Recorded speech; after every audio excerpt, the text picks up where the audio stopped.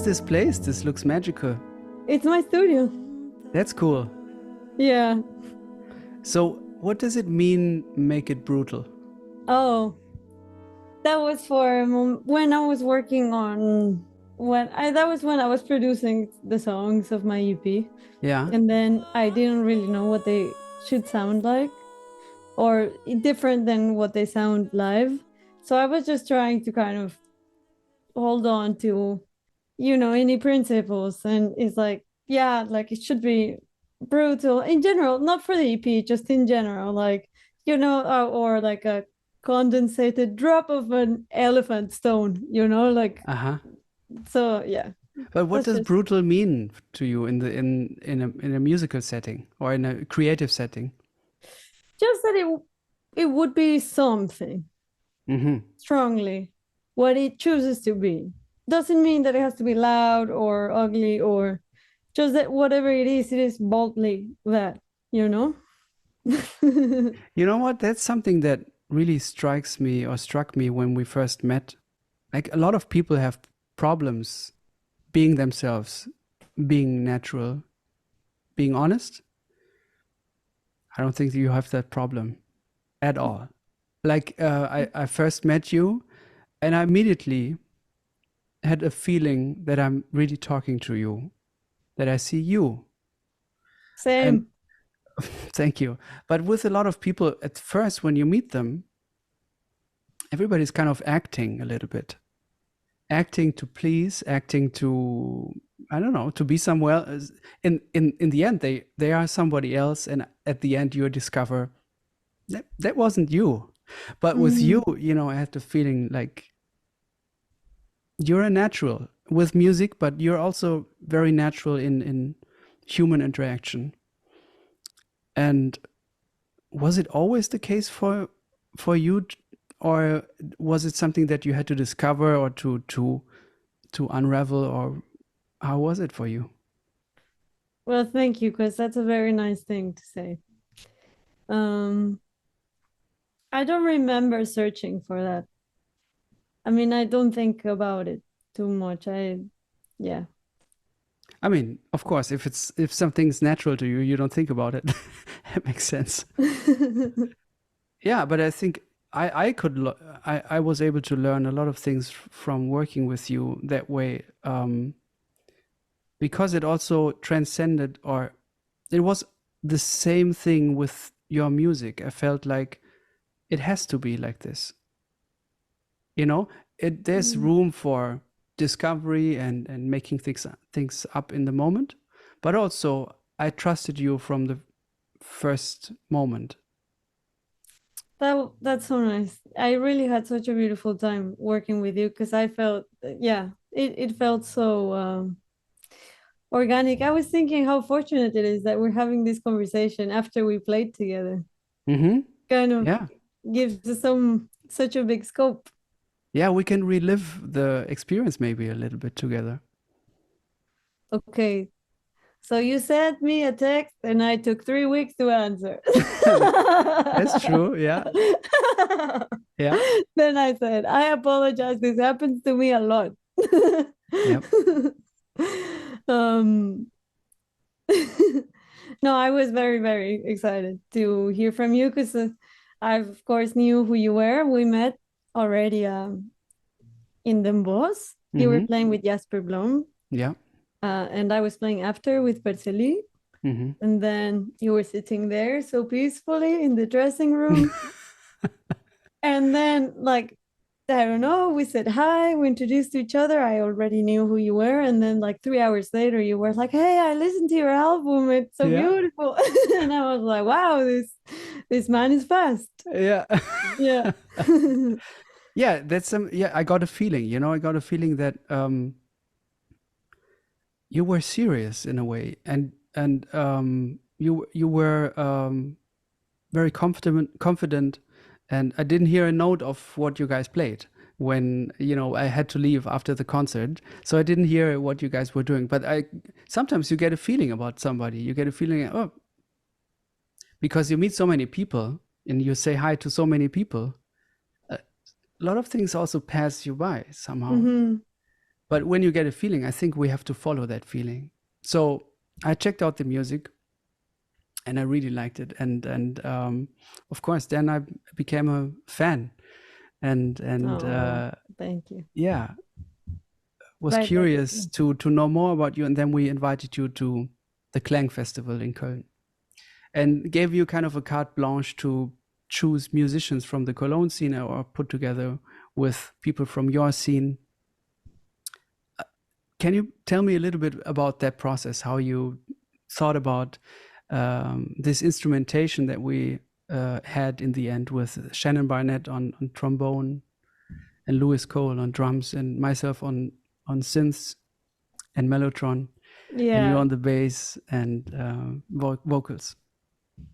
Um, I think the world of synths has been calling me for quite some time.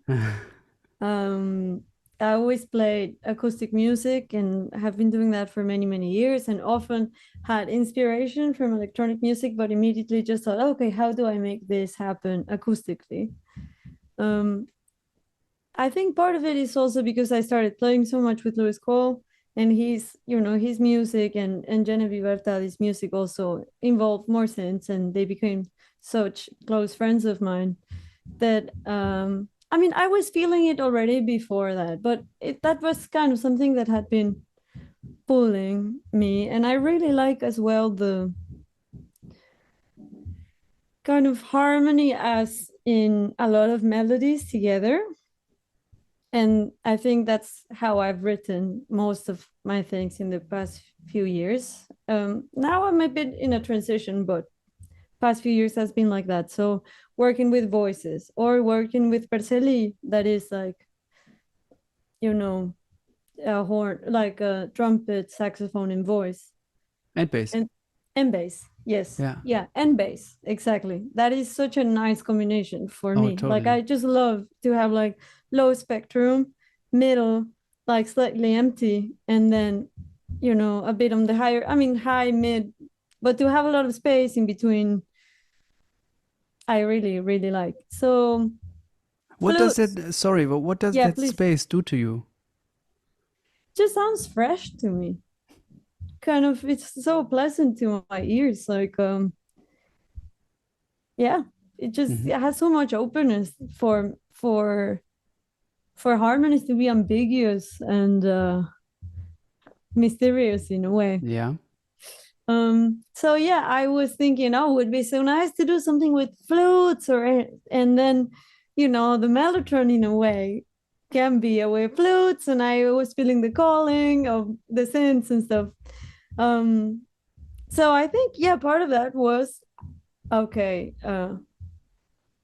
just trying something different. Like, I was excited to do something very different from what I had done before. As you know, that period was super tormentuous. How you say that? Like, was a very difficult moment for me. I was going through very painful hardships. So I kind of also just had to be slightly practical because it was not going to be a moment for me to I mean, I don't know. I was dreaming, but also I mean, I was also going through a lot. Mm-hmm. So yeah, they told me keep the group small. Mm-hmm. So yeah. So then I was listening to recordings of you and a lot of other people that you sent me. I thought, wow, trombone. I never worked with trombone. Wow, Mm-hmm. Shannon is so cool and she sings too. Mm-hmm. And then I heard your recording also of Embraceable You, and I was like, that's so nice, like Mm-hmm. to have an electronic sound. And then, of course, I was already excited to work with Lewis too. It had been on my mind. So yeah, I think that's how it came together. Now I bought this summer this Yamaha Reface CS, and I'm having a blast. That's like my Mm-hmm. favorite thing to play with right now. I don't know much. I mean, I didn't know anything. Now I know a tiny, tiny bit. And I'm in Yeah. this phase in which like every day is like you learn twice as much because I really am coming from zero. But yeah, I'm really excited with this world now. Yeah. So what's your discovery? I mean, how does it work? You just turn the knobs and see what happens, or? Yeah, but I also got together with a friend, Dario Trapani, who knows more uh, about synths, who knows a lot. And Hmm. I was like, yeah, can you, can we hang out and can you explain it to It's me? good to have somebody like that around, right? My God, Yeah. amazing. It's so much more pleasurable. I mean, I could have done it also, not all of it, but a lot of it with YouTube. But I was just like, oh, it's so much nicer to Yeah. meet with someone that you like and knows a lot about it and have a nice time and then discover it. So that kind of saved me a lot of steps, like, because he was very good at explaining it. But for the rest, I mean, there's a lot of mystery still. Like when I'm gonna do something, now I'm starting to get a better sense of what it will do. I don't know how it is for you. Like you were, I remember you were telling me that synths is also a slightly unexplored territory for you. Like you play it, but not so Yeah. much. Yeah. I And know that's why nothing you were about it, but excited I too. play it. Huh? I know nothing about it, but I play it. You know, Okay. I love the Yeah. sound, and I Yeah. totally study. My heroes who played it. Uh-huh. But not on the technical side, not on the gear side. I'm not that Yeah. interested in gear or instruments in Mm-hmm. general, really. I'm Yeah. more interested in the notes and the people. Yeah. And I don't have much patience to sit through those YouTube videos that YouTube. you that Mm-hmm. you see, where Mm-hmm. you have to listen to a lot of things that maybe aren't that interesting, or usually when somebody then demonstrates something, it's usually not that musically so interesting, I think. Right. Most of the time there are exceptions, and then it's Mm-hmm. incredible. That's why also I have a friend who really knows what I'm looking for, and we share a similar taste. So Nice. that's always great. Then where you can say, this recording, how can you get a sound like this, or what Right. do you have to Exactly. do, or Yeah. he already knows what I don't have patience for, or Mm-hmm. yeah, what's important to me, and then you can discuss and find out things together. Yeah. But can we go back to the quartet situation at Yeah. Klang with the songs? How you put those together? Um, well, first there was the sound of what the band could be, and then I had some sketches um, that I just had to develop because it was such a challenging time. I initially would have liked to write a whole new program for that, but I also had to just choose what do I have that will work well with this. So I chose Cuantas, or in my EP it's called Principio, that we played with Innovation, and that was, I think, that was so magical. I really, really, really love that. Hmm. Um, and Noche as well, because of course it fits so well in this world of the high spectrum, low spectrum, and Yeah, the mellotron, the flutes, the trombone.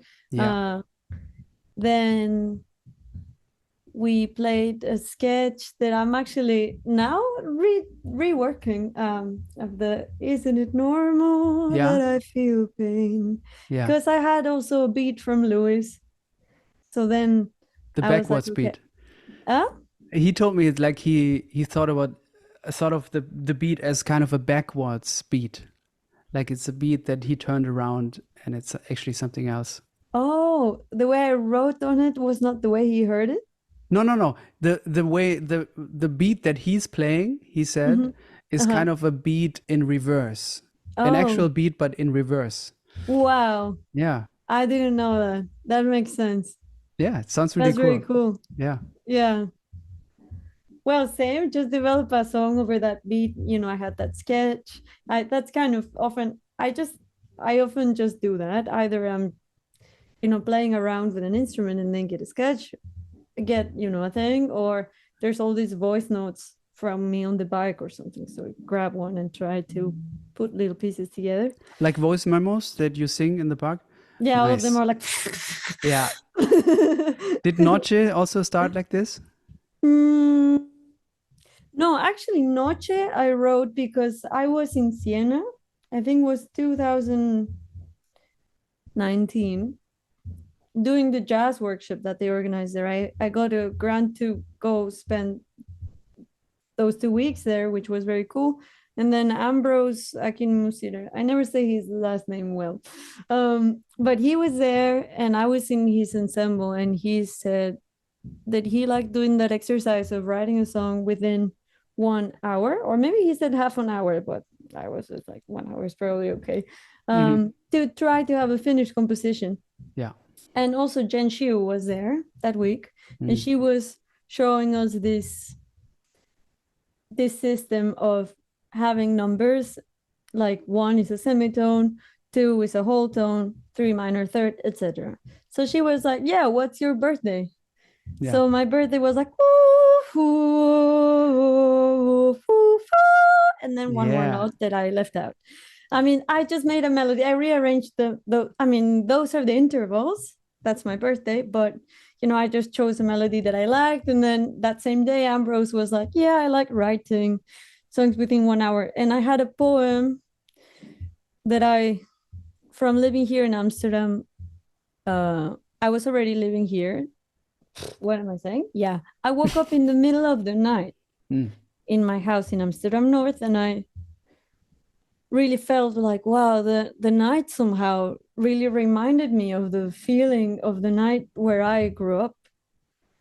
So I made a poem about that. So I kind of just grabbed that poem, grabbed my birthday phrase, and then put on a timer, and then came up with this song. That's how that one was. Great. What I really love about Noche is that each part builds on the next one without really repeating so much what has came before, but really adding something on top.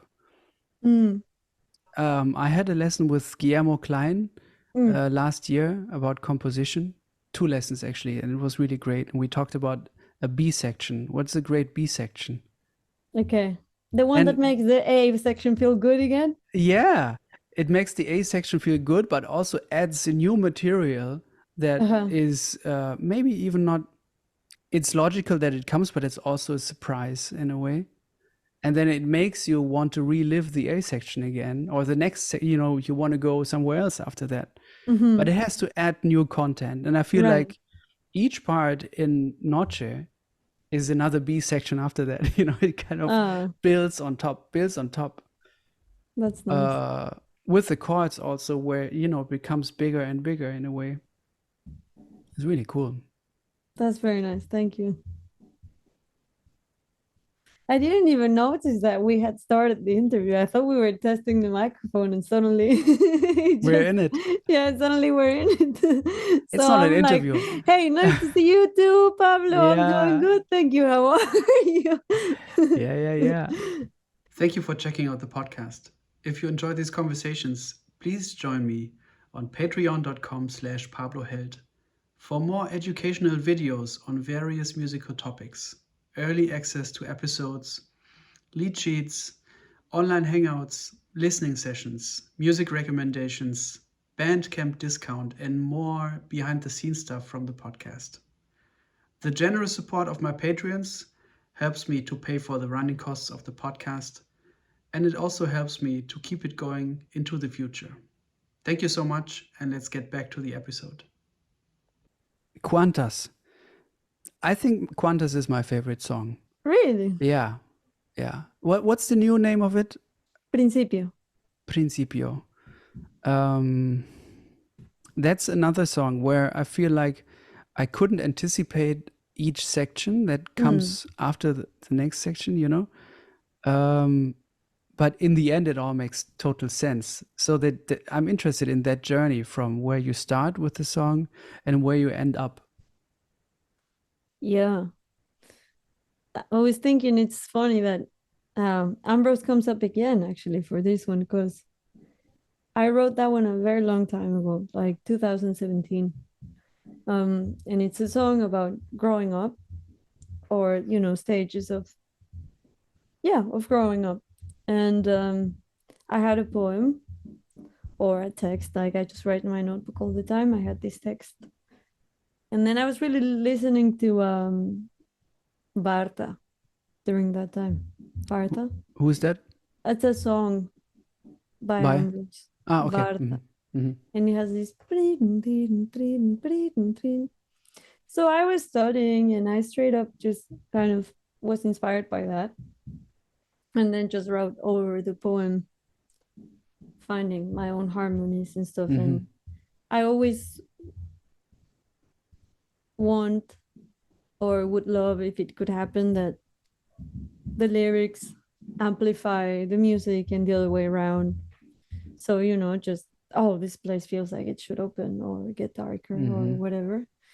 Um, and then for the last section, actually, where it's kind of spacey, Mm-hmm. and it took me a very long time to find what to do there. I tried a lot of things, always a bit like this, they had to think, but I had this end of the poem, and then I found a melody for it, but I was just like, never really knew how to link this with the first part.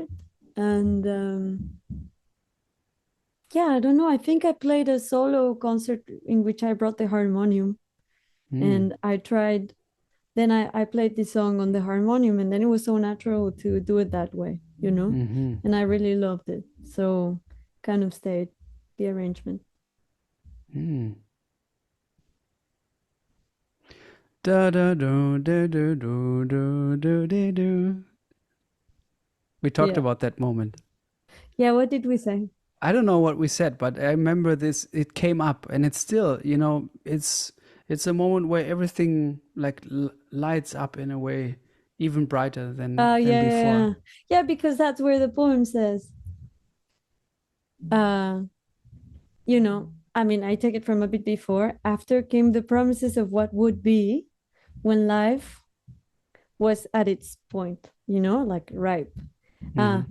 Felizmente proyectadas, happily projected in this world and embroidered with principles and oaths.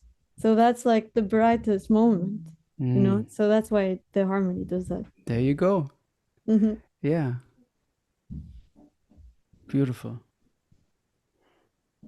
I mean, what is your?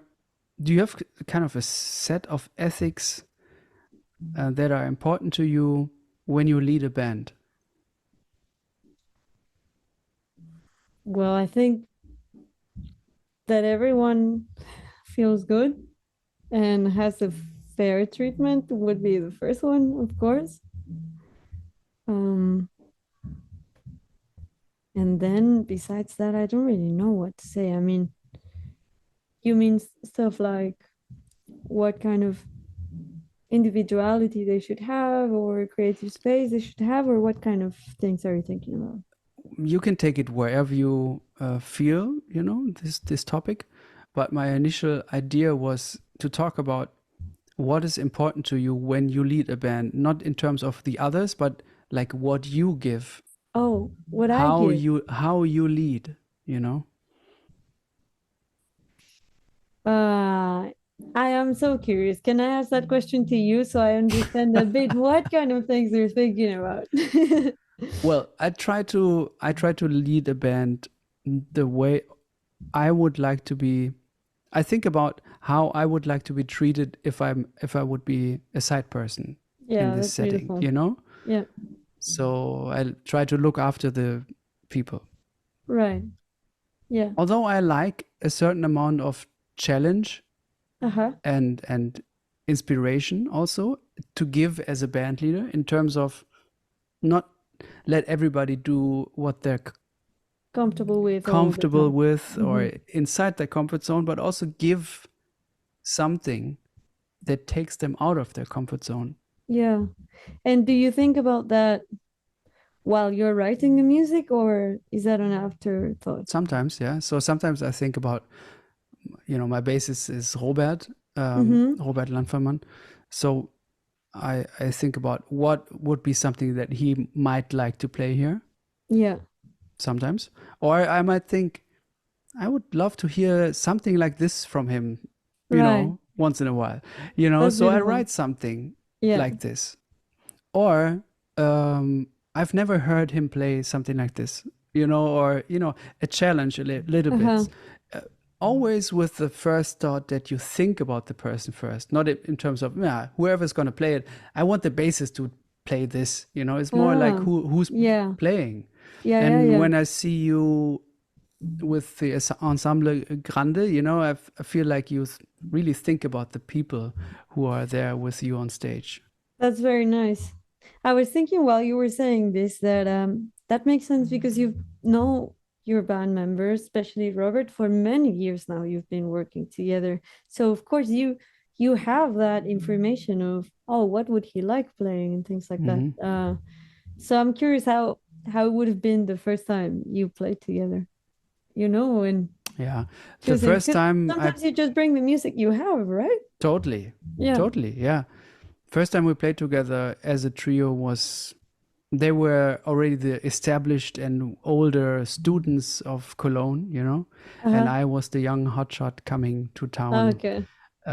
and was happy to at first get a session with them because they were so busy already and everybody wanted to play with them. Yeah. So I was excited and just brought all my music. But I think in retrospect, they also told me like I was pretty confident. Mm. So afterwards, I supposedly said to them, "You're my trio now."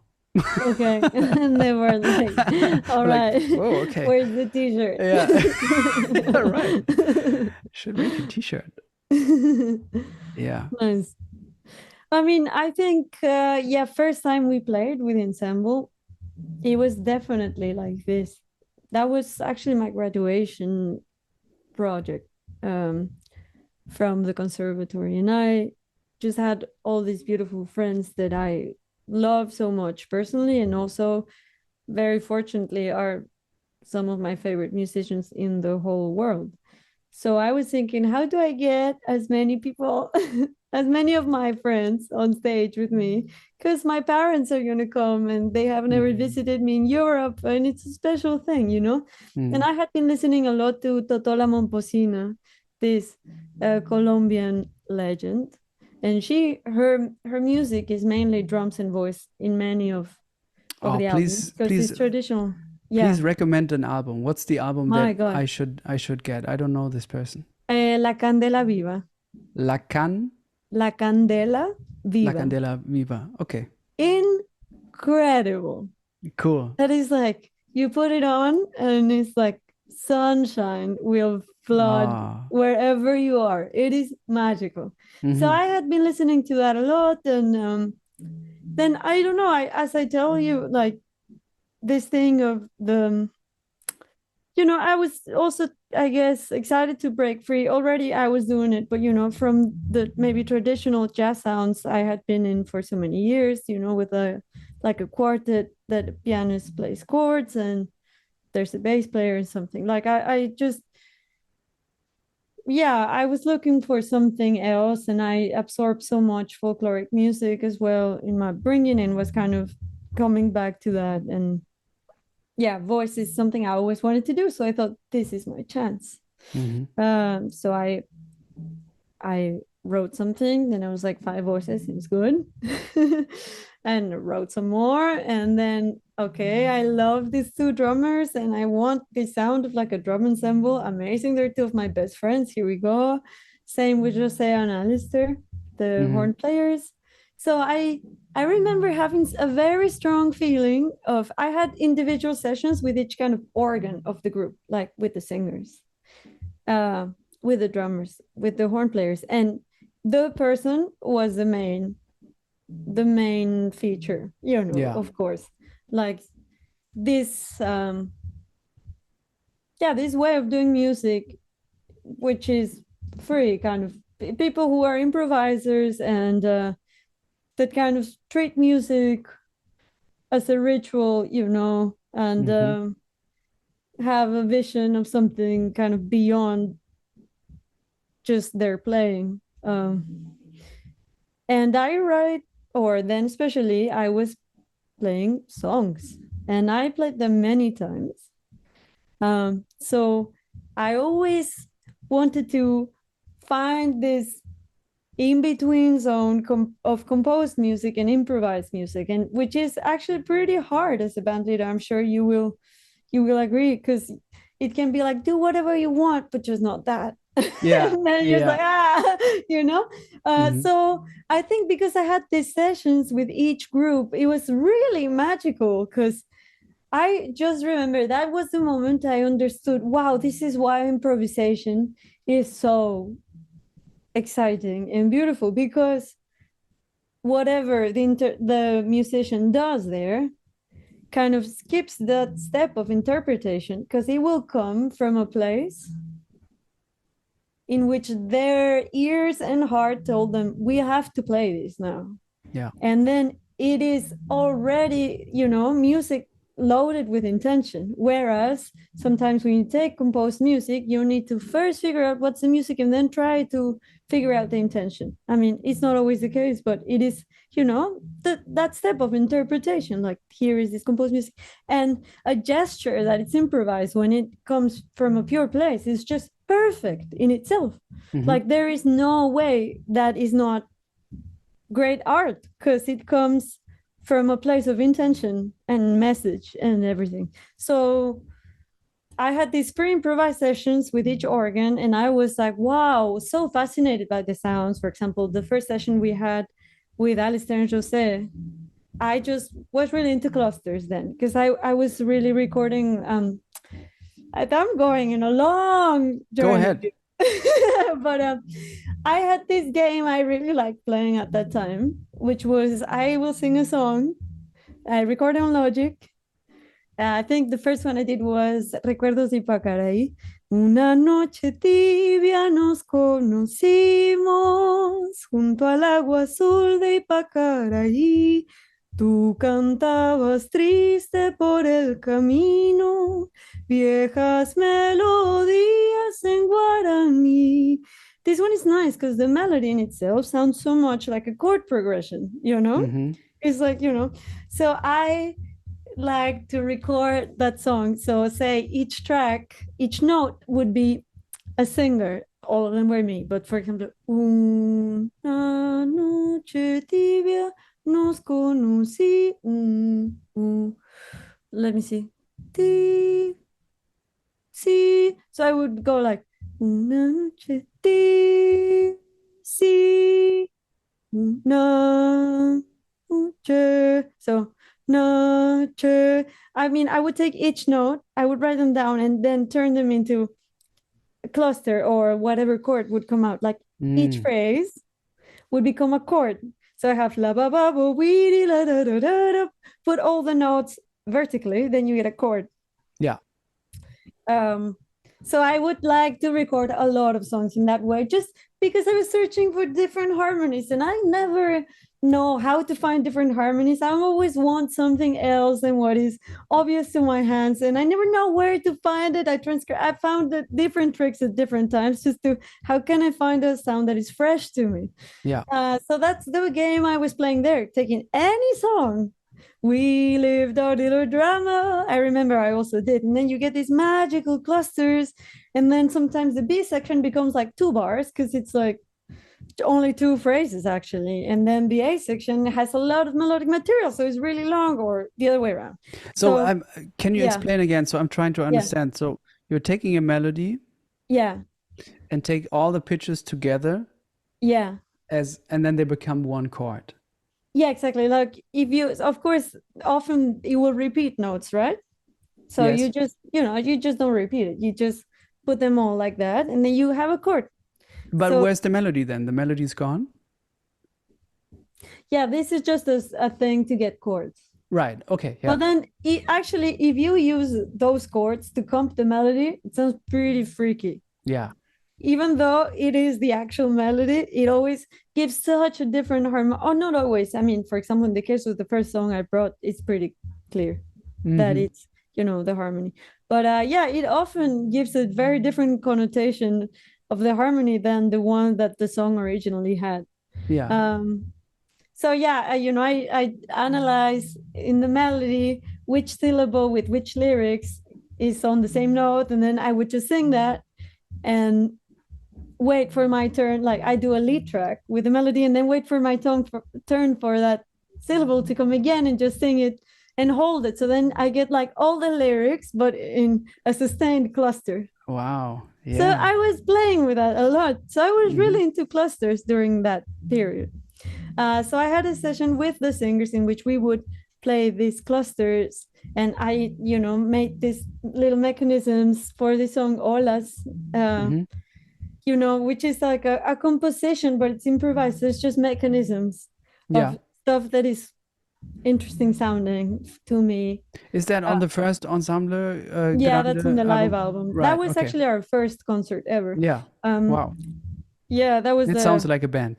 yeah, it was really, it's up till now, I think, the one in which I felt the most this revelation, because I never really heard the whole thing up until we were on stage. Wow. And it was incredible. Like, I Mhm. felt like, wow, these songs that I have played for a few years or a couple of years feel the most like themselves right now because they have this pocket of improvisation. Like, that was always a part of it in my vision of how can I get all these people together that I know so well and I love so much. So I had these sessions. When we did the one with the horn players, it also, we were playing with clusters, and then actually I think just warming up, no, not even like while I'm pulling up the bass or something. Alistair was playing, and then Jose starts improvising. It was magical. Mm. And that's how Perseli was born, because we were Yeah. like, wow, shall we get a gig with this? Because this is Yeah. incredible.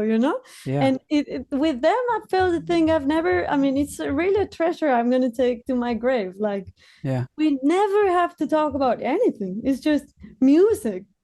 That's It so cool. happens like songs. It's Mhm. really magical. So I had those sessions recorded, the one with the singers, the one with the drums, and then I think I even had them overlapped. I'm Mm. taking a long thing, but you tell me if it's too much. No, I love it. I had them all in one session in Logic to kind of keep them, to have them there while I was trying to see what I was going to compose. I think I even played them at the same time, and I was like, this sounds sick. And they were Mhm. different things. So, what was the original question? Oh, yeah. So, Leading a band, basically. leading a band, yeah, in that case, I was like, wow, just how can I create that space in which they, because I know them so well, will bring the most perfect gestures, and at the same time, because it comes from them, but they were so well selected somehow for their Mhm. roles, I felt there, then it just made my songs make more sense than ever before. Mm. Uh, so that was a very, very exciting discovery for me. Like, one of the biggest ones I've felt in music when we played together that first time. If you choose So the right people, the music will somehow take care of itself in a way. yeah, Mhm. exactly. And then yeah, also choose where is, sometimes this is super free, but I really need you to play this voice in here. Yeah. It's Yeah. like this. What are those pins that make the Mhm. song the song? Is something I'm super interested in. We want certain things from the music, but then we Mm-hmm. choose people, and people are, you know, beings with their own minds. If you choose the right minds, they will come up with things that enlarge the whole thing, and you For can't sure. really, Yeah. especially if so many people are on stage, Yeah. that's a Yeah. Yeah. Yeah. combination, like so many things can Yeah. happen. Definitely. I rely heavily on that too. Hmm. Yeah. Like, now I'm writing new music for them that we're gonna play end of October, and then I have the rehearsals booked just the week before, and I'm like, oh no, because I always have just brought it, and then I see what they did, and then I structure that into a thing. Hmm. So yeah, So now you feel like it's too tight. it will be okay, but if I manage to get one session with them this month so I can try out a lot. It's just that the most interesting things also with Perselian stuff I have been able to, or the ones I find more interesting, it's not necessarily interesting for anyone else, but I have been able to find because there was that little extra pocket of, I have this weird idea, can we try it out? And it's like, Yeah. and then that it doesn't have to work straight away. Hmm. Yeah. So I would love if that could happen, but if not, it will be totally fine. I think it's also, especially now, like we're all in a different phase. Actually, the band is different. Like some members are different than the original lineup. I mean, I think it is absolutely beautiful the way it's now. Hmm. But yeah, I mean, it is all kind of changing. Everyone's so much more, how do you say that? So much busier, so much more busy. Yeah. Yeah, and touring all the time. So of course the structures of working together have changed too. Well, if that's this first record of yours, if this was your, what was it, the end exam concert, Yeah. I'm curious about if you study this music, jazz and improvised music, there's a certain academic structure that we need to go through, apparently, Mm, and that is different from every school. But Amsterdam is a great school, uh, where so many great people come out of that school. But also, I think they rely a lot, and for good reason, also on the tradition of this music.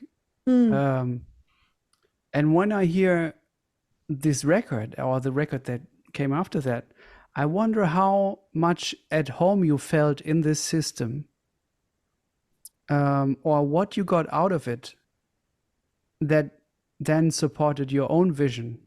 Yeah, that's a very nice question. First of all, I found my band Yeah. and the people I work with. Not everyone. Now I work with a lot of people that are in different environments too, obviously. But I mean, first it brought me a community of incredible musicians. So that was, I think, the most important thing.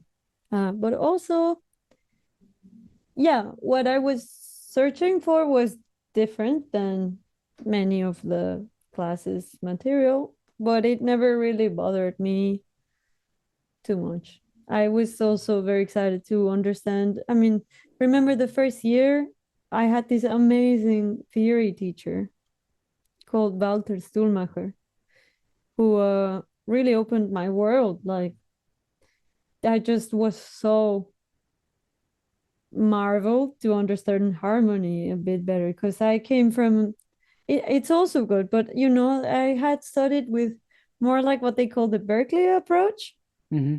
in which you just label kind of chords and not so much understand the inner movement of harmony as a functional thing, you know, Hmm. that it's Hmm. not really just about the notes and you put a number on the chord to name it, you know?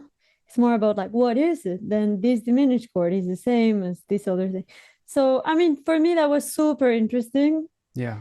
I I also met people that were doing things I never heard before, like all the people of the scene. I think it's just the school, not only, you know, the scene I was in. I would go to a lot of sessions and everyone from, you know, the heritage of the instant composers pool. Yeah. That was a whole new world for me too.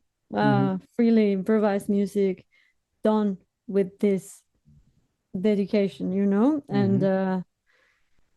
yeah, I think also the influences of classical music that inevitably are very strong here because, and in Europe in general.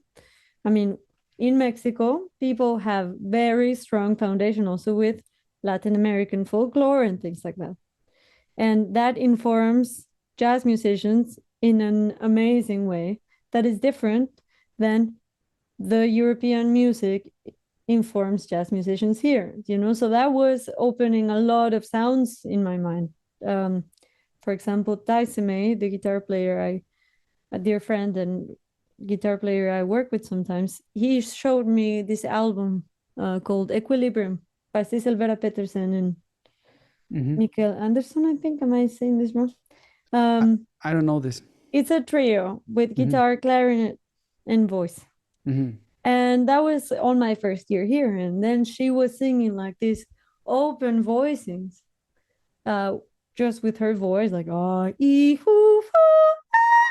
things Hmm. like that, you know. And I was just like, what? You can't do this.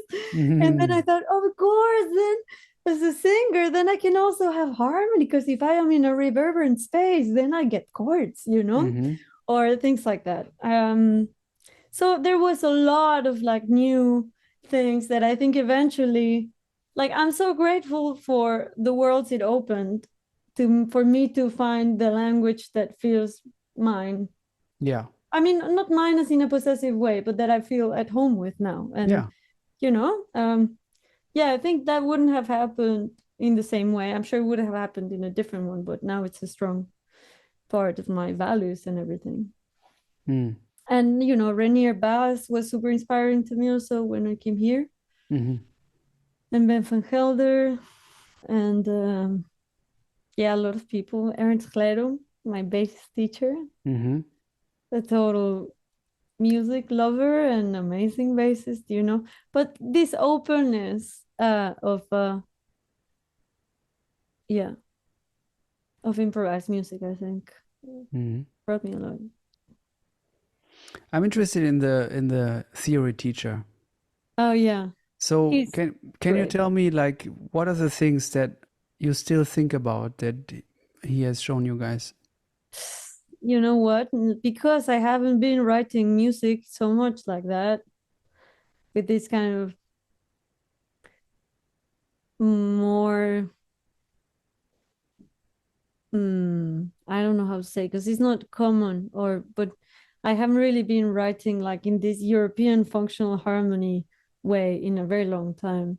So that was a major discovery for me. We would write like piano arrangements of songs and then understand why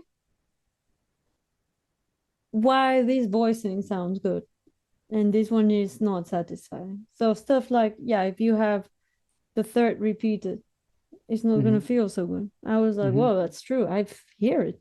It Mm-hmm. just so it just gave me so many tools in that way, just to find a bit more nuanced sounds, Mm-hmm. because it's an ed. He would always say educated guessing.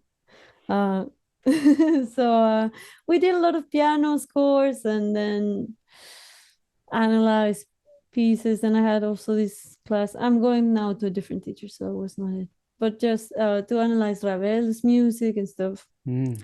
But I actually, right now, I'm kind of in a very study mode again.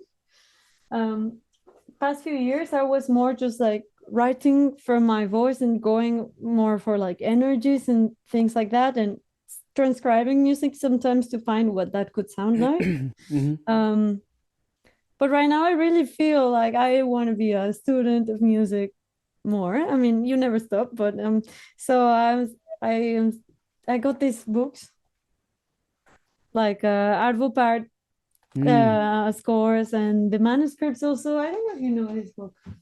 Um,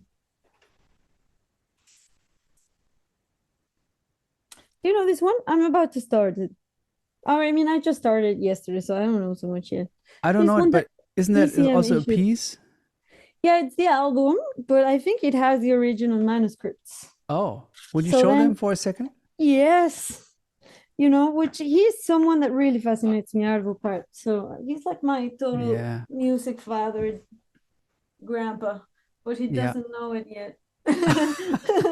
He'll I know. would love to meet him. Do you know the Um, interview with Björk and him? yeah, I've seen it. It's Ah, it's beautiful. nice, huh? Björk is another absolute hero of mine. Yeah, I Yeah. was I was gonna ask you about her, what she means to you.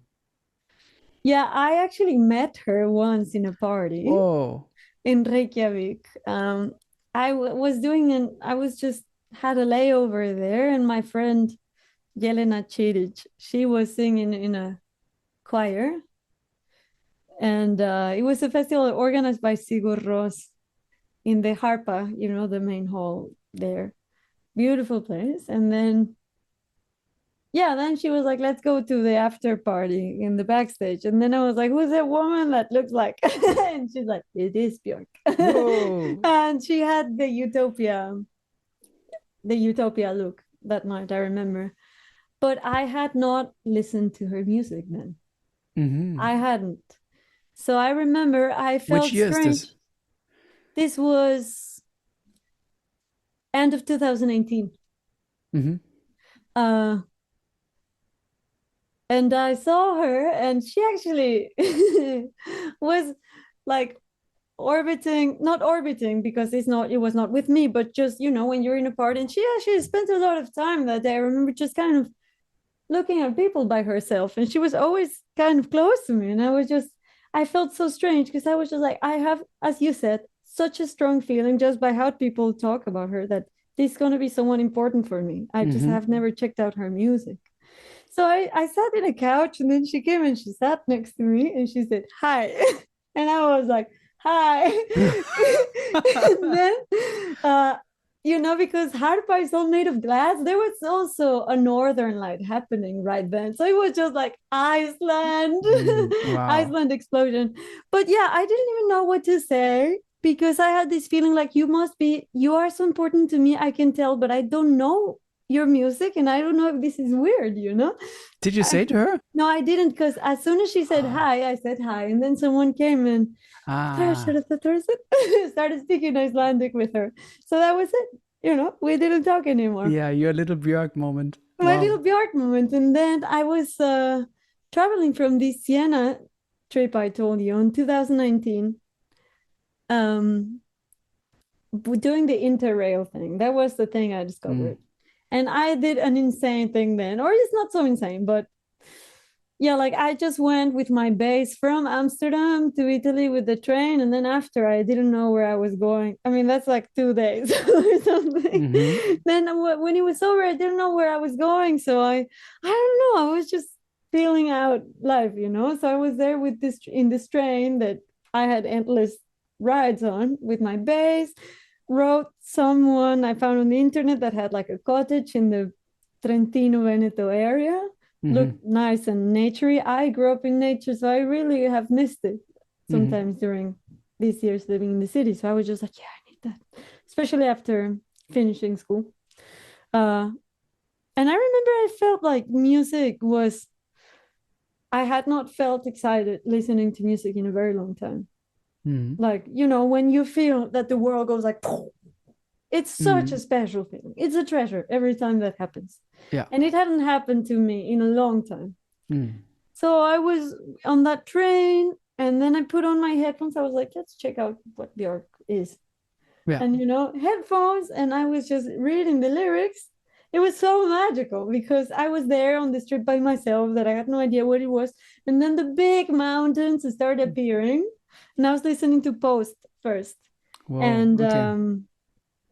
I felt that. I was just like, wow, she brought me back to life. It hit me so hard. And Mm-hmm. then I spent these days with this wonderful family, and I had nothing, I had to pay no, you say in Spanish, pay no bills, or, I mean, that's not entirely true, but when you don't have to recount to anyone what you're doing. So I was just like going on long walks in the Alps, and then coming back to my room and putting on the headphones and listening to Björk. And it felt so vivid. So I think from then I just kind of devoured her work. And I just love how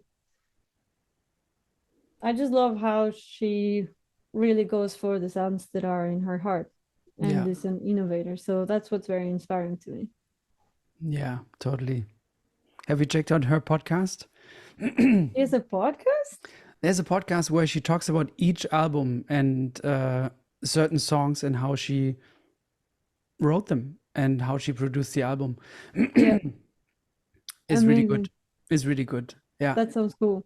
I'll check it out. Yeah. You It's. know what else I like about her? That I think the interdisciplinary aspect really speaks to me. Mm. Also, the fact she's from a very kind of, in a way, remote. I mean, remote is so relative because for the people living there, it's not remote. Yeah. But it's not like a mainstream country in a way. Mm. And yeah, I just find it so cool that she managed to translate her ideas on such a large scale without, you know, having to fit in with the other things that were happening. Yeah. And Yeah, and that the interdisciplinary aspect really speaks to me. Yeah, I never feel like she's constricted by anything. Right. Or even if there's something that is maybe a difficulty, it's Mm-hmm. something that propels her then, or makes it Yeah. even stronger. Have you met her? No, I'd love to. I'd love to. Yeah. I mean, I've tried a long time to get her on the podcast, so we'll Yeah. see. But If only I had known then, I could have told her in that couch. yeah, that would have been the perfect moment. I don't know your music, but a friend of mine knows your music. Really needs you on a podcast. Yeah. Wow, what would you do now if you would sit on the couch and she would be like, "Hi." I guess I would just feel nerves, but Hmm. think I would just tell her thank you. Yeah. Thank you so much. Yeah. You've given me so much. Yeah. Have you learned songs by her? Yeah, I can sing many of them, Hmm. but they're so particular to her singing. It always feels pretty strange Hmm. when anyone else sings it, including me. Like, It's similar to Joni's songs, right? yeah, I feel that even more with Björk. Yeah. But yeah, but I can see where you're coming from. I actually wanted to, but never finished it. Like that hidden place one. Oh yeah. Wanted to that was going to be my first one, but that's kind of a project that to redo the arrangement, but only with my with acoustic things in my Yeah. surrounding. That was also 2020 or something that I was doing it just to understand more of her world. And I was curious Hmm. how that would sound. Yeah. That's interesting because whenever you alter the instrumentation of a piece, you see the piece in Mm. a different light. Yeah.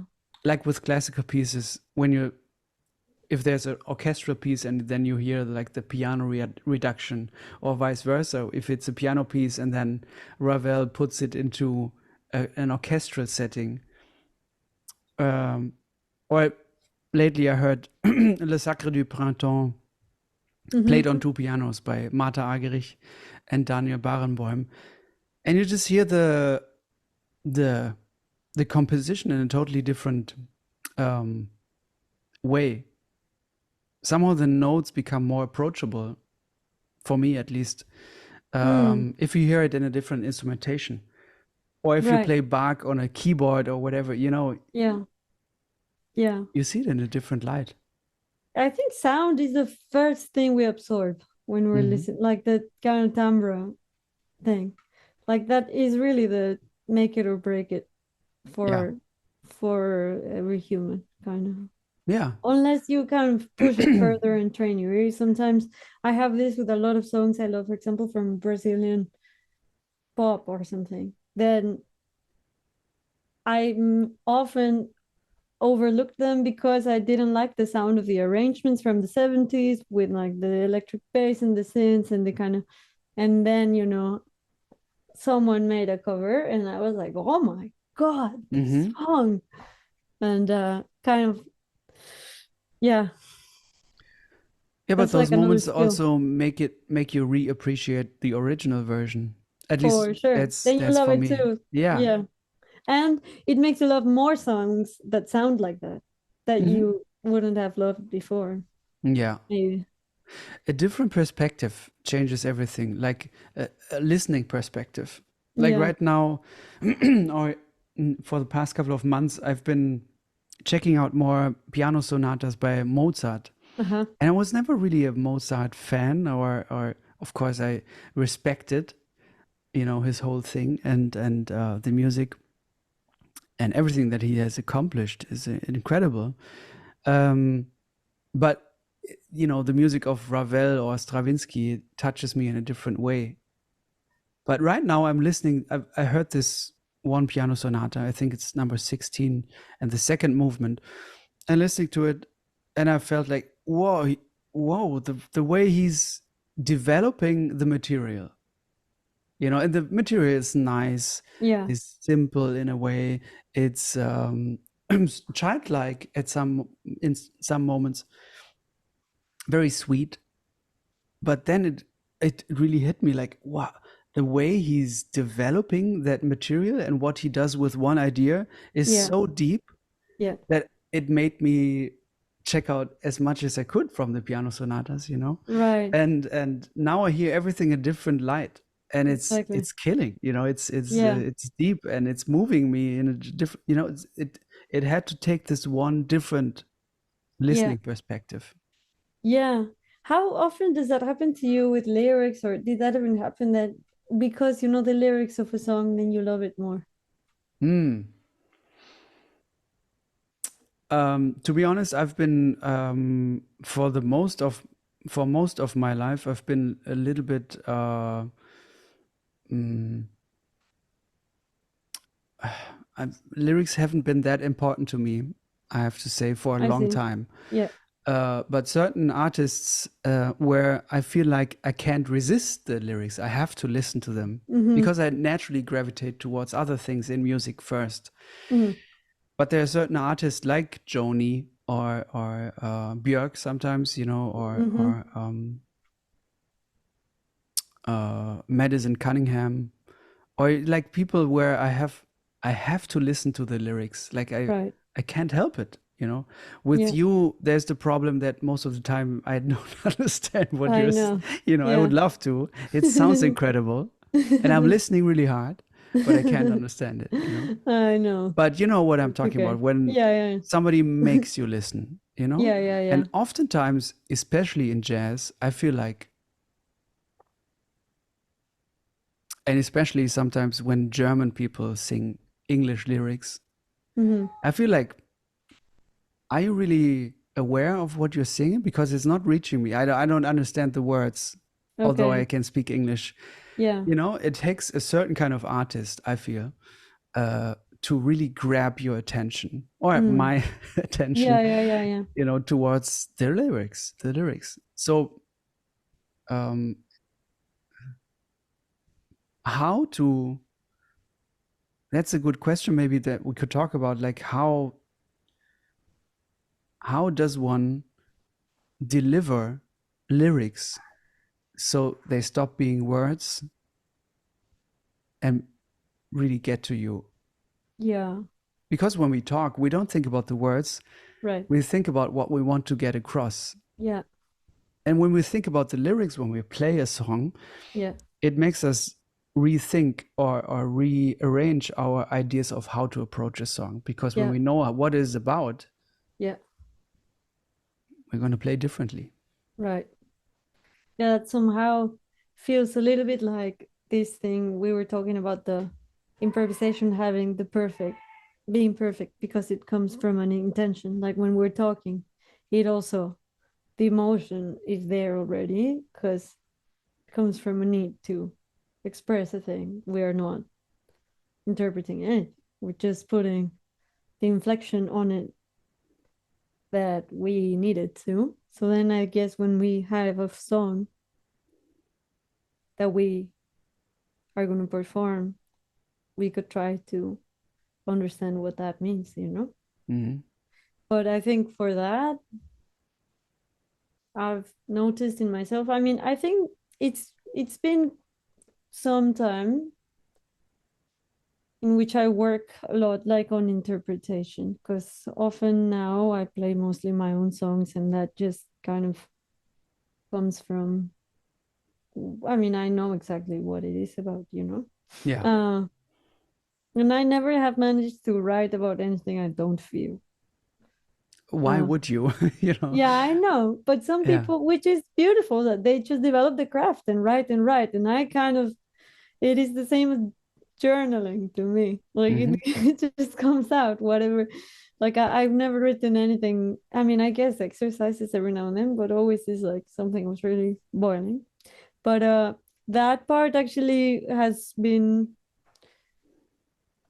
yeah, super important to me when I was really into standards, or which I still love, I just don't do that so much anymore, or boleros or everything, but Mm. just how can it feel just like the word, like what you're saying, you know? Like that's why I love Billie Holiday so much, because I feel like she just does that, you know? Mm-hmm. And for me it's a very I mean it's personal. I guess someone else would feel it differently, Mm-hmm. but that's the first thing I feel when a singer is singing lyrics. Just like if the words feel like I'm putting through a message, or if they're like an aesthetic delivery, you know, if they're just like an accessory of some, you know, beautiful voice or beautiful melody or something.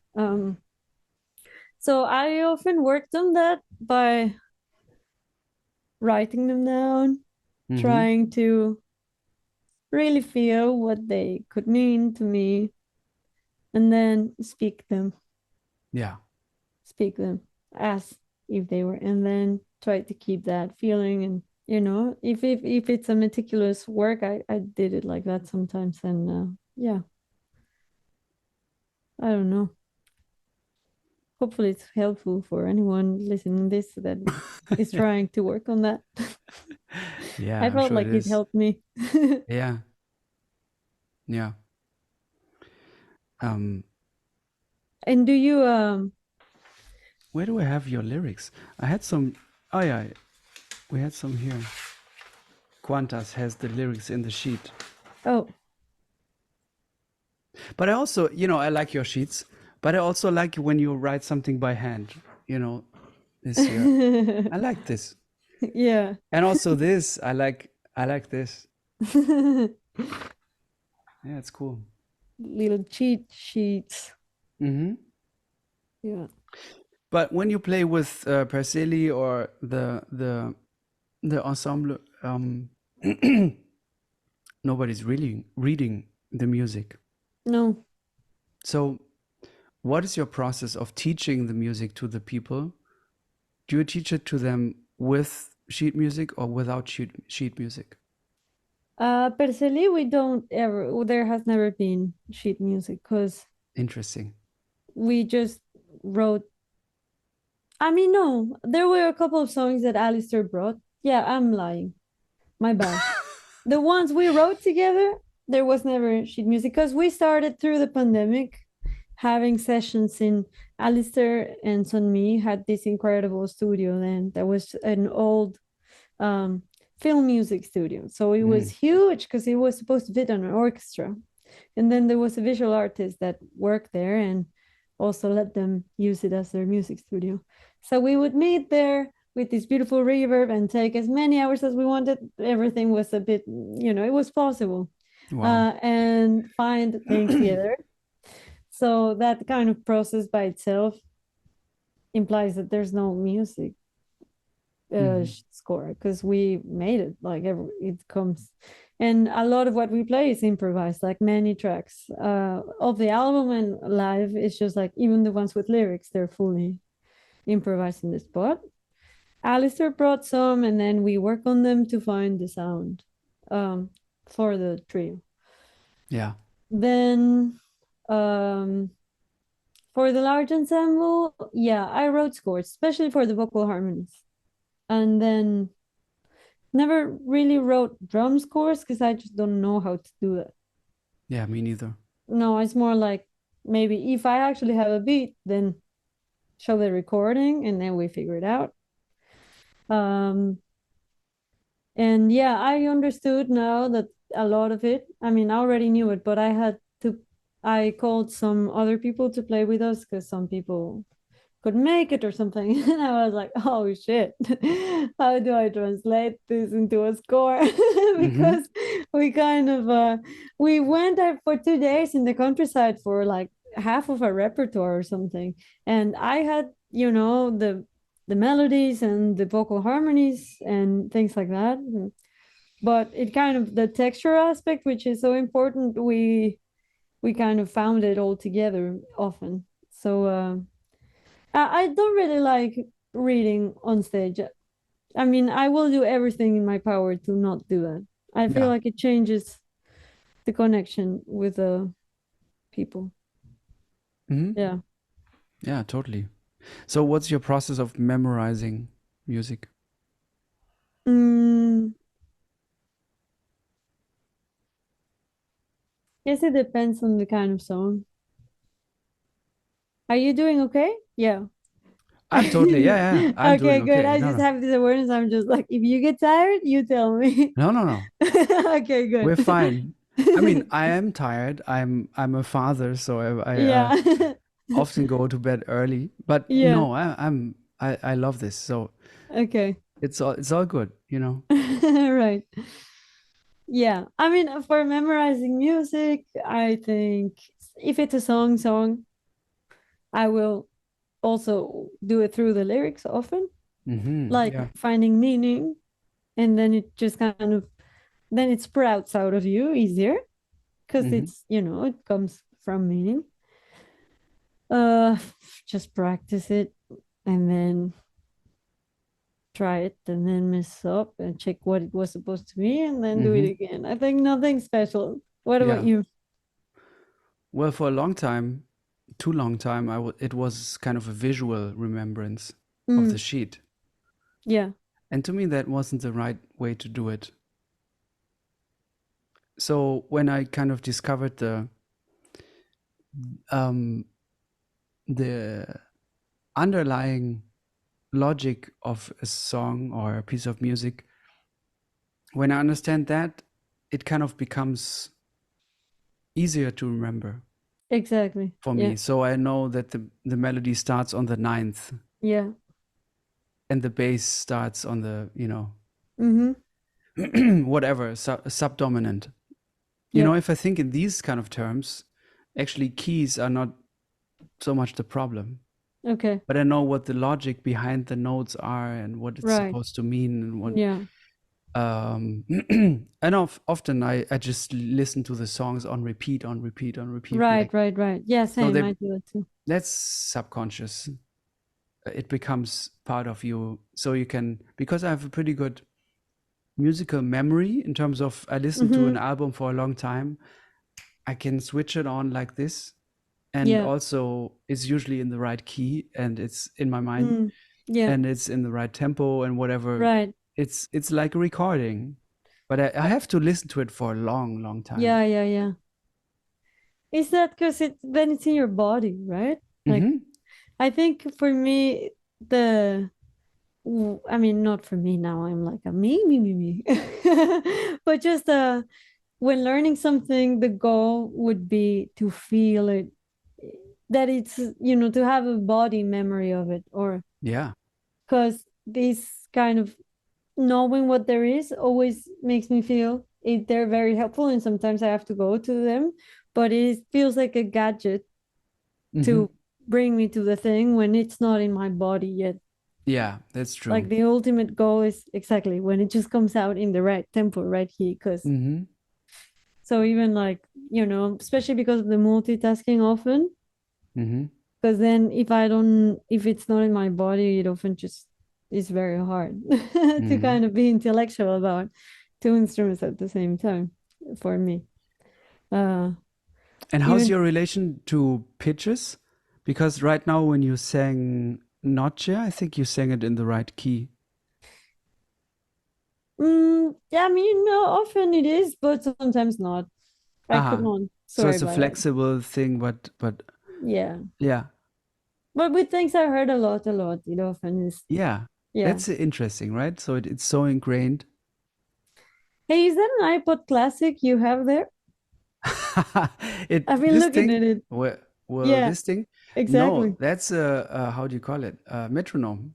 Oh, Yeah, nice. because I have to work on my time, I think, but I'm not using it as often as I should, maybe. But it's there, so I feel the guilt when I look at it. You So know, where are all the pictures in your studio? um, this is Federico Monpo, Shirley Horn, Weather Report with Jaco Pastorius and Peter Erskine and Wayne and Zawinul, and that's it. Horowitz, Miles and Tony, Rachmaninov, Duke Ellington.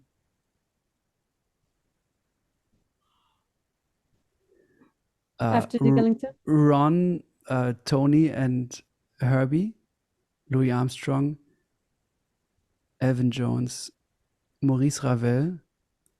I think that's Miles and Bill Evans. There's Joni somewhere and Stravinsky and yeah, more people that are important to me. I Hall want of to add Fame. more. There's so many that should be up there as well.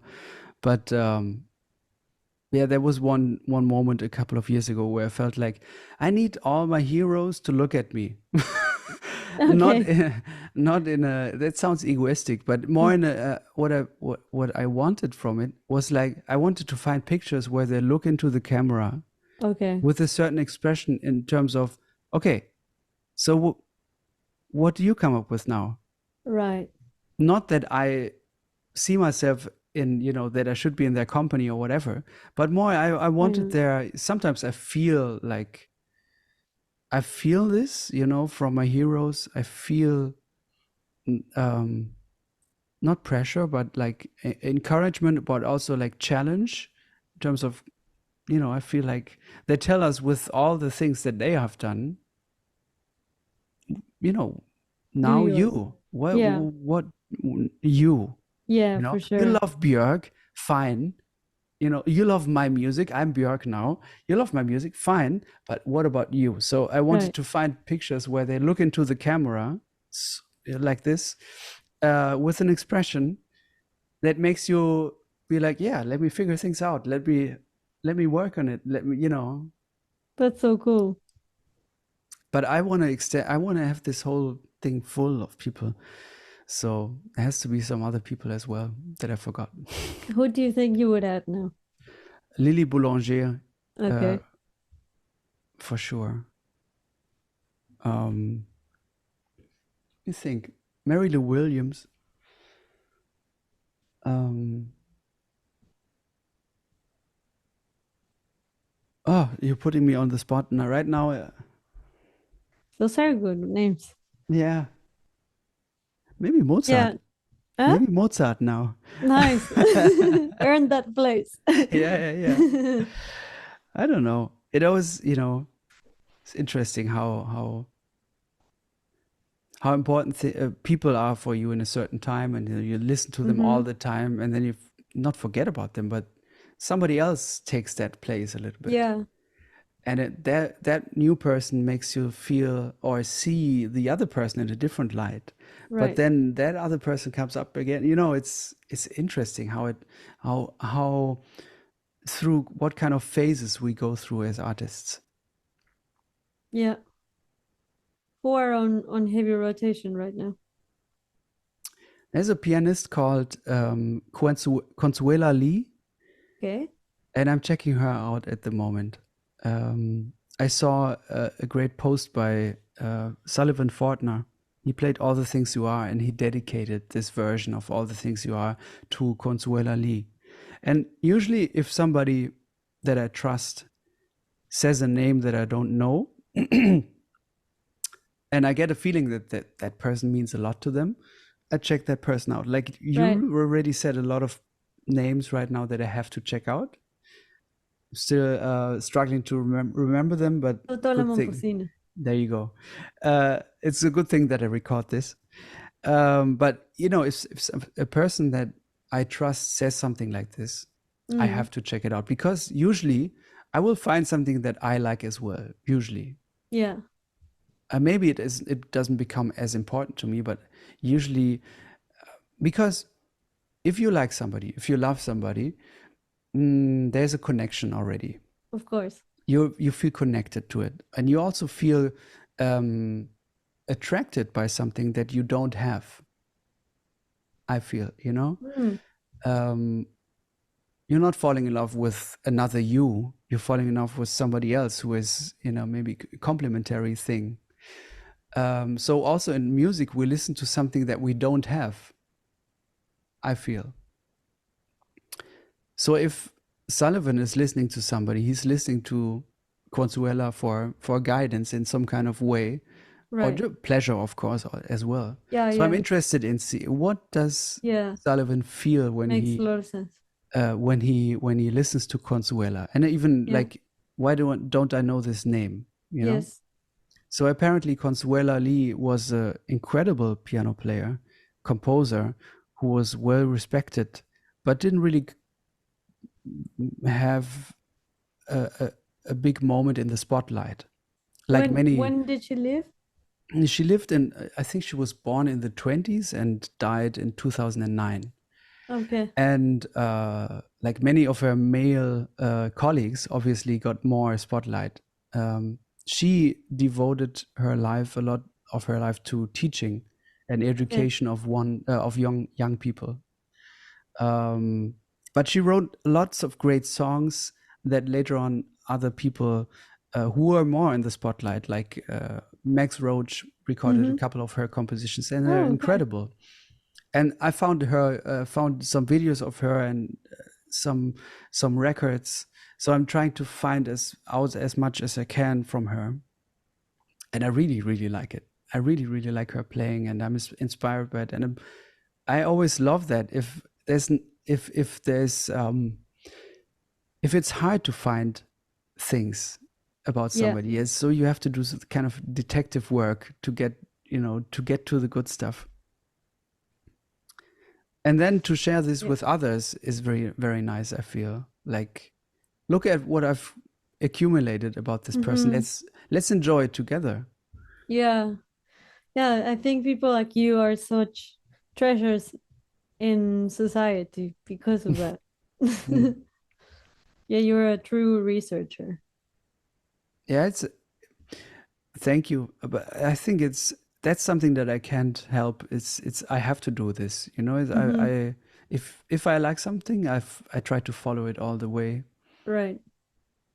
because I feel like we let so many nice moments and music and people pass by Yeah. with a quick rating. Mm-hmm. Great record. Ciao. Next record. Uh, very nice guy. Blah blah blah. Ciao. See you again sometimes. I don't know, but I like to stick to this feeling and try to get to know more about it, which is why we're talking. When um, That's beautiful. yeah. What are you Kind of checking out? counter trend to what it moves like the world right now. I am What checking out I'm actually in a super explorer mode right now, so I'm checking out a lot of things. So it's hard to choose one. Um, you don't have to choose. choral music always, Hmm. lately especially. I mean, for a past couple of years, a lot. I was listening to the Miserere by Goreski, and I really love it. I don't know this. Um, What is I this? did I say it right? I don't know what is. What can you say it again? Miserere, and then the composer isn't. That's how my dad always calls him, Goreski. Goretzky. How do you say it? I don't know. I've You definitely know him. yeah. Do I? Yes, of course. Let me not expose myself too big on this video and type it for you. You definitely do. But if not, then I'm happy for you to hear Yeah. it. No, No? I've read Okay. I've read this name before, but I've never heard a note, I think. Okay, okay. Well, I first heard when because my parents used to listen to this. Oh my God, what is it called? It's not the Lake of Disappointment. It's I think it's the Symphony Number 3 by him. Hmm. Yes, incredible. It actually has been an inspiration for some stuff I wrote for the ensemble, but Mm. has this slow moving low chords with strings, and then a singer that just and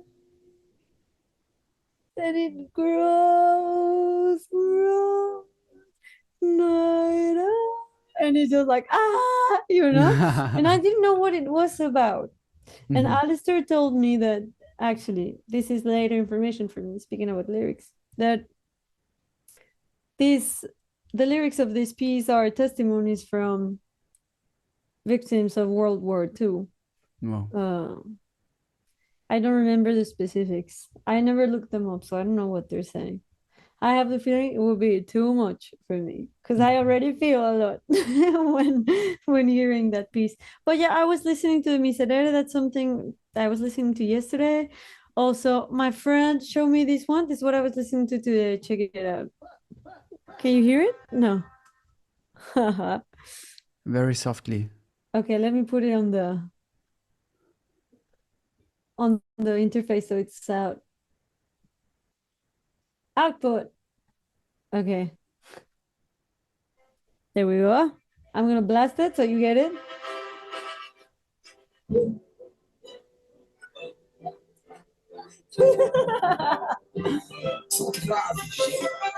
Essa vai especialmente pra mina que dá pinote. Essa vai especialmente Whoa. pra mina que dá pinote. Casar é golpe. Elas gostam muito dos caras do camarote. The build-up of the groove that I love is a bit, it's coming. What? Yeah. Elas gostam dos caras do camarote. É assim, ó. Essa daqui eu não sei. A mina que dá pinote. Yeah, Wow. this is what I was checking out today. My friend Dario showed me, actually, the one who helped me with the synths. Aha. Nice. I was also listening because I met Jason Lindner this summer Mhm. and Panayotis Andreo. They just gave me so much stuff to check out. It was very cool. And Jason played some song by Caterina Barbieri, and because I'm in the synth world now, I've been also listening to her, but I feel still like I'm just checking it out. And there's an album from a band from Belgium that I will promote anywhere I can. Go ahead. Called Nactes, and the trio is called Merope. Aha. She's Lithuanian, and I think the other two are Belgian. She sings and plays some string instrument from Lithuania. I don't know the name. And it's just so beautiful. Like I've been on that one for many years. Oh, nice. So whenever I need to feel good, I just put that one on. That's good. Even through my darkest hours when I lost my friend in such a tragic way, I kind of was alone at home in Amsterdam, and it was so horrendous that was kind of, that album got me through. So I mean, I'm forever Wow. forever on that record. It's just really pretty. What else? Say the name again, please. Merope is a trio, and the album is Nactes. Okay, great. Yeah, I say it close to the microphone. Yeah. I mean, I don't know if you want to get into it, but I'm interested in, like, if we experience loss or grief, music can be something that can be of help, but it also can be something that might be in a way too close because it brings us so close to our feelings. Right. Yeah. No, I mean, I'm totally down about talking of anything related to this, because actually right now I'm in a period in which I came back from like a month of touring. This more personal stuff, or I've just been traveling so much this year after that happened, and then suddenly I'm here at home, just going to my studio every day to write music. And hello, what did I find inside? It's all of that. So it's kind of coming out, like, it's actually pretty crazy for me. I never went through something like this. Just, yeah. I mean, I think these are two different things. First, the thing of bringing feelings closer. I don't know. I never kind of escaped feeling things too much, which is a beautiful thing, and also sometimes makes me, you know, be taken by the tsunami. I just really like feeling things. So I don't know, it has always been how I face things. Even this is the most painful thing I've been through, and I still was like, I guess I have to feel it. And so I didn't. I mean, that music just brought me comfort. But yeah, I mean, I've seen that happen many times where just not necessarily what someone needs right then. Yeah. And now writing is like, yeah, it's pretty crazy because I never thought I never thought I wanted to write about stuff like this, you know? Mm-hmm. But there's no escape. Like, It's part of you, kind of, so it's gonna that's come what out. is there Yeah. now, you know? Mm-hmm. Yeah, but it's crazy because I'm just like, damn it, like, I'm finding what can be the way where I feel okay, bringing so much darkness and pain to other people. Because music is not just for me, you know? I can do it in my home, but it's going to be something that comes out like it's for other people. Mm-hmm. And the music should be an uplifting experience, not to say happy music. I mean, I think we need so much the music that help us go through our pain as well, precisely because it brings it to the surface, you know, it's there. Mm-hmm. And we find like a resonance board. I saw some quotes from Tarkovsky a couple of days ago that said, maybe I can find it. 1 second, because I took a screenshot.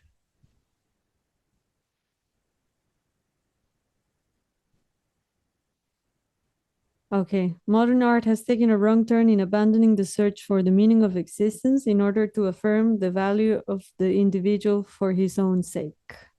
What purports art to be art begins to look like an eccentric occupation for suspect characters who maintain that any personalized action is of intrinsic value simply as a display of self-will. But in an artistic creation, the personality does not assert itself, it serves another, higher and communal idea. The artist is always the servant and is perpetually trying to pay for the gift that has been given to him as if by a miracle. I It's want to really read cool. it again 5 times right now. Yeah, It I went know. by So it so has fast. all these has all the Whoa. fancy words. I'll send it to you. Yeah, thank you. To you. They're from this super nice site called Niche. Mm-hmm. That do you know this? No? I think you will like it a lot.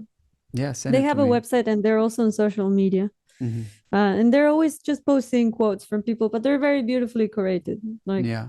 that with pictures. So What yeah. did this quote tell you, or what does it mean to you right now? Dear listeners, this is an afternote to provide you with some context. Pablo and I thought it would be a good idea to let you know what we are referring to when we talk about this. On December 2022, my first love and former partner of many years was kidnapped and murdered along 2 other members of his family. Carry on. Okay, so here I'm going to step into that thing. I have now inside this information about torture and murder. That is, and very extreme violence, and all the pain derived from this. Yeah. And I sometimes want to scream about it, and I make texts about it, and I make drawings about it, and you know, then now I have to write a full program, which is not I have to because I want to, but I also have a specific date in which this has to happen, you know? And I mean, there is just a lot of darkness there. And maybe part of it is a bit of an exorcism for me sometimes to talk about it.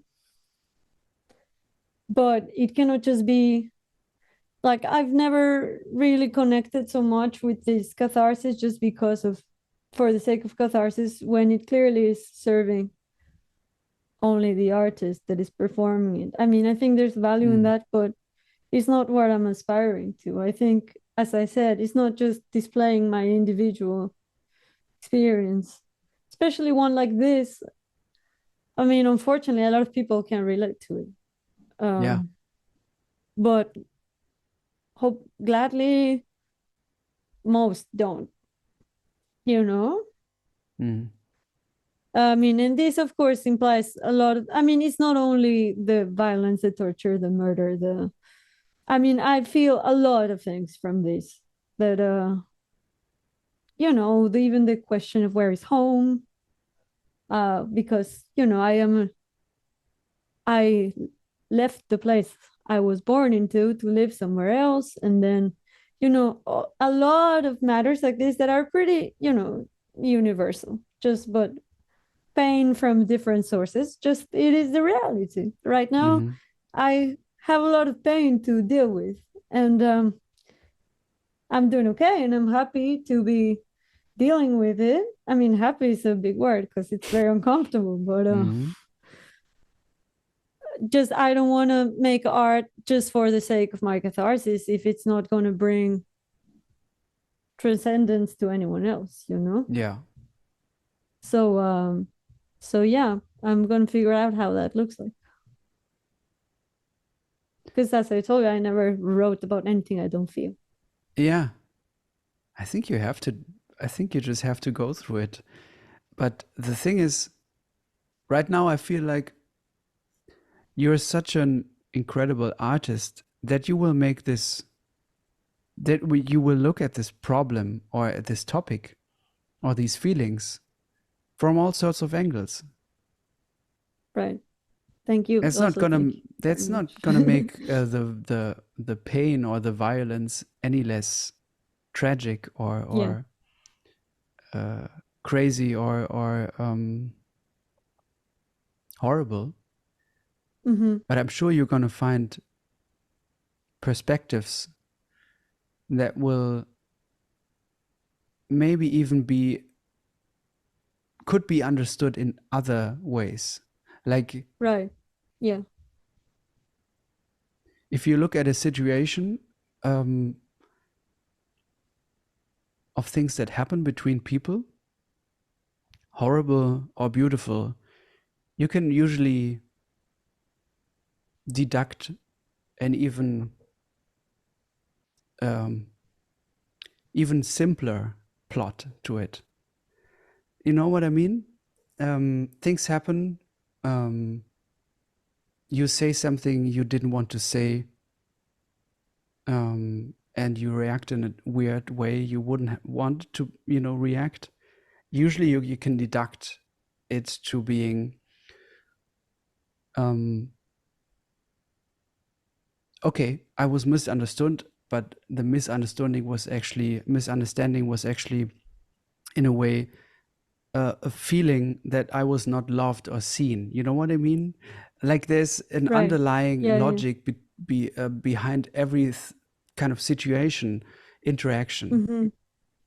Of course, what happened to your friend was so senseless that there's hard to find something that there's any kind of logic to it. But the way Yeah. you deal with that pain can be looked at from other perspectives that are maybe, some perspectives might be right in the pain, Right. or might be outside of it, where you just look at pain itself, or and kind of find a way of dealing with that. I didn't prepare this, it's not supposed to be Yeah, a of perfect course. speech or whatever. No, I'm it's just okay. having a I'm feeling like listening. Yeah. it so makes sense for you to just do what you do, and you're such an artist that will make a varied program out of that, a varied couple of compositions, a journey that I don't doubt that is going to be something that will be of value and also uplifting for people. You know. Thank you. Thanks. You know, Yeah. when we played at Klang, there was one moment where you played you played a song on your own, right? And you told the story, I think. Yeah, maybe too broadly. Yeah. You spoke about loss and death, and you Yeah. know, for a long time that was actually a long speech, not too long, but you Yeah. know, it was. Yeah. It took a certain amount of the set, and it was appropriate, and it was worth it. Yeah. And of course, you had the audience like this. Everybody was like, "What's happening now?" And then Yeah. you sung this touching song for a long time. And to me, that was the perfect combination of dealing with something that is so full of pain and horrible feelings. But after the song was gone, everybody was like touched on the deepest level I felt. Of course, I can only speak for myself or what I saw in the eyes of the people. But I think that's the power of what you can do. If you do this for one set, it's great. I think it's going to be great. And you know this album by Björk where she we shouldn't compare this in terms of pain, but still there's this album where she talks about her divorce, right? Yeah, Vulnicura. Oh yeah. Deep album. And it's it's sad, and it's a sad album. But do I feel sad when I listen to it? Not all the time. I had a very, very heartbreak actually a couple of years ago. So you know, you find that kind of stuff also now, like because these things just stay with you a long time. Of course. And I remember, I mean, on another trip by myself, I was listening to that album a lot. I mean, I definitely felt, you know, I was very lonely on that trip because I was heartbroken. But I was listening to that album constantly, and that was my company, you know? And I was just like, heartbreak is brutal. I mean, it's one of the worst pains anyone can experience, really. Like, of course, if you think about it, it's like, no one's gonna die just because you don't have the love you wanted. But it feels that way. It really feels like that. So yeah, what was I saying? No, yeah, same. No, that it also got me through that. Yeah, but do you know what I'm talking about in terms of that album? Exactly. It's a sad topic, totally. and it's the topic throughout the whole record. And she's looking at that topic from all sorts of angles. But to me, what I get from it is not just sadness,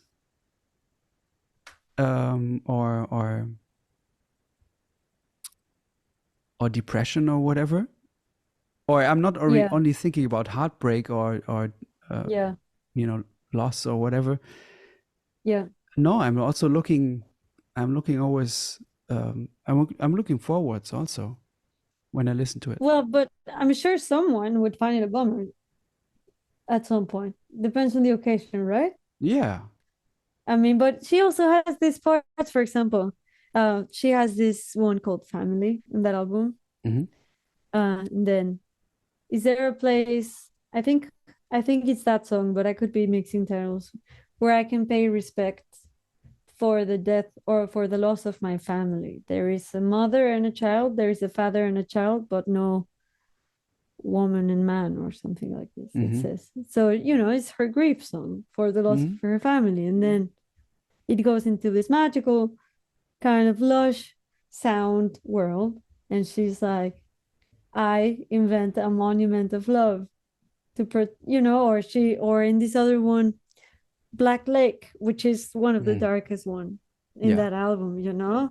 You have nothing to give, your heart is hollow. Like, it's like, oh God, it's so Yeah. heavy, you know? Like, I did it for love. I honored my feelings. You betrayed your own heart, corrupted that organ. It's just like, whoa. Oh, yeah. Yeah. Or like, she speaks about endless sorrow. Will I ever recover? And then there's another.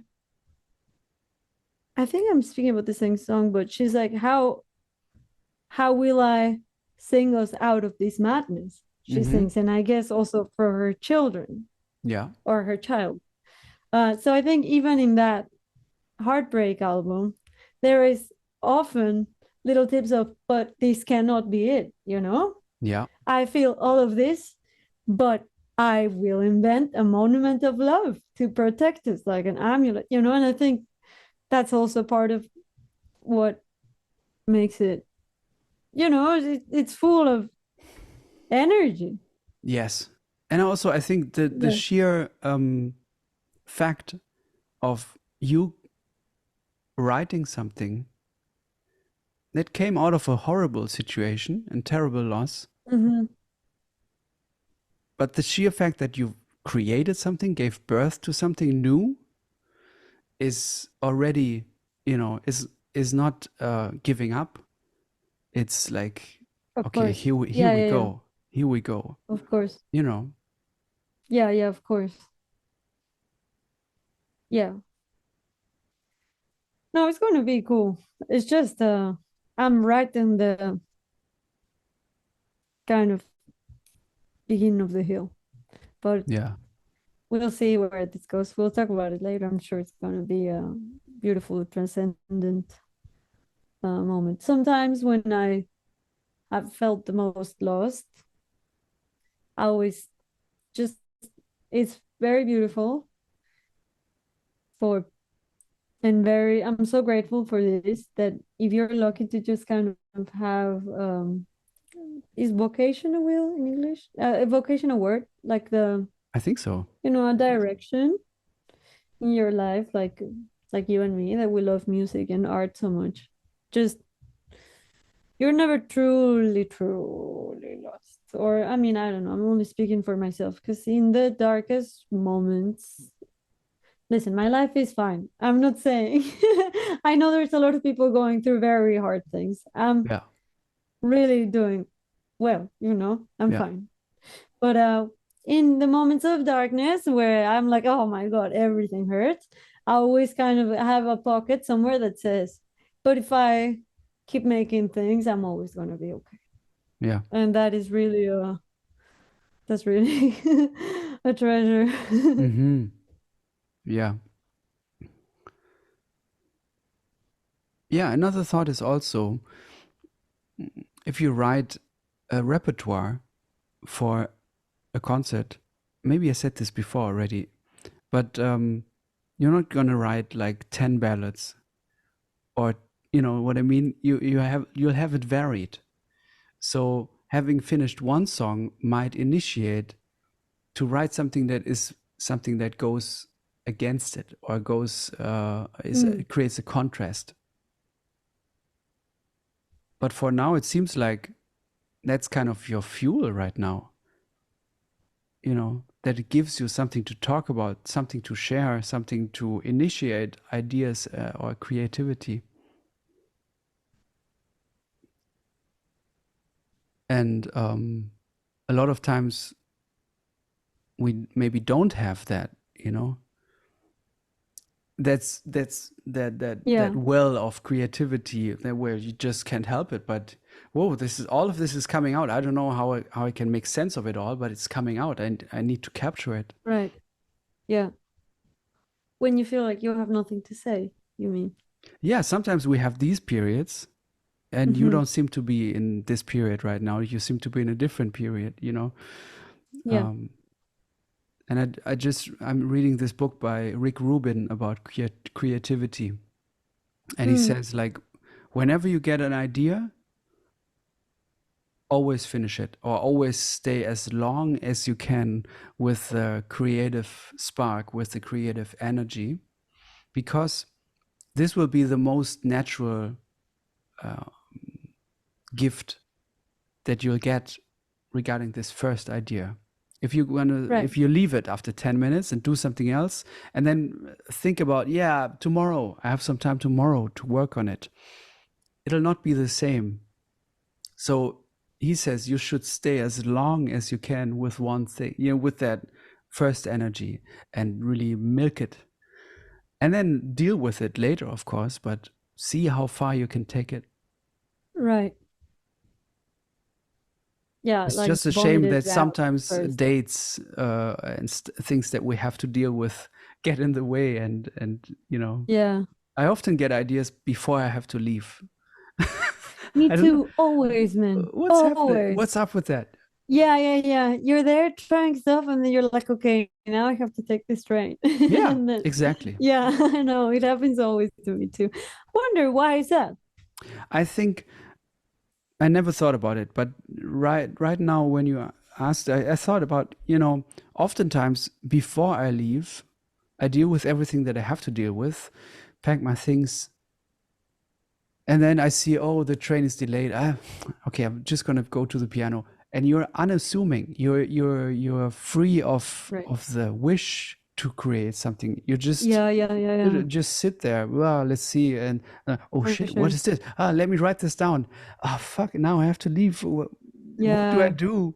Maybe I sing the rest into the voice memo while I go to the, Yeah, totally. And then you try that makes a lot of sense. Yeah, and then you try to tap into that feeling when you get to the place or when you get back home, and it's not there in the, you're a good enough artist to work on things with all the tools that you have learned, fine, but it's not the same as, whoa, wow, where does it, this is weird. Where does it come from? I don't know what this means, Yeah,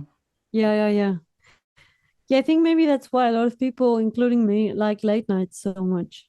Because that's kind of time stays the same, but there's this feeling sometimes when it's past 3, you're not supposed to be doing anything that you're supposed to be doing, I mean, at least it's easier to enter that free play, because it's like, I'm not gonna answer that message, because I don't know, like you gave up already on your to-do list at that point, and then there's space. Yeah.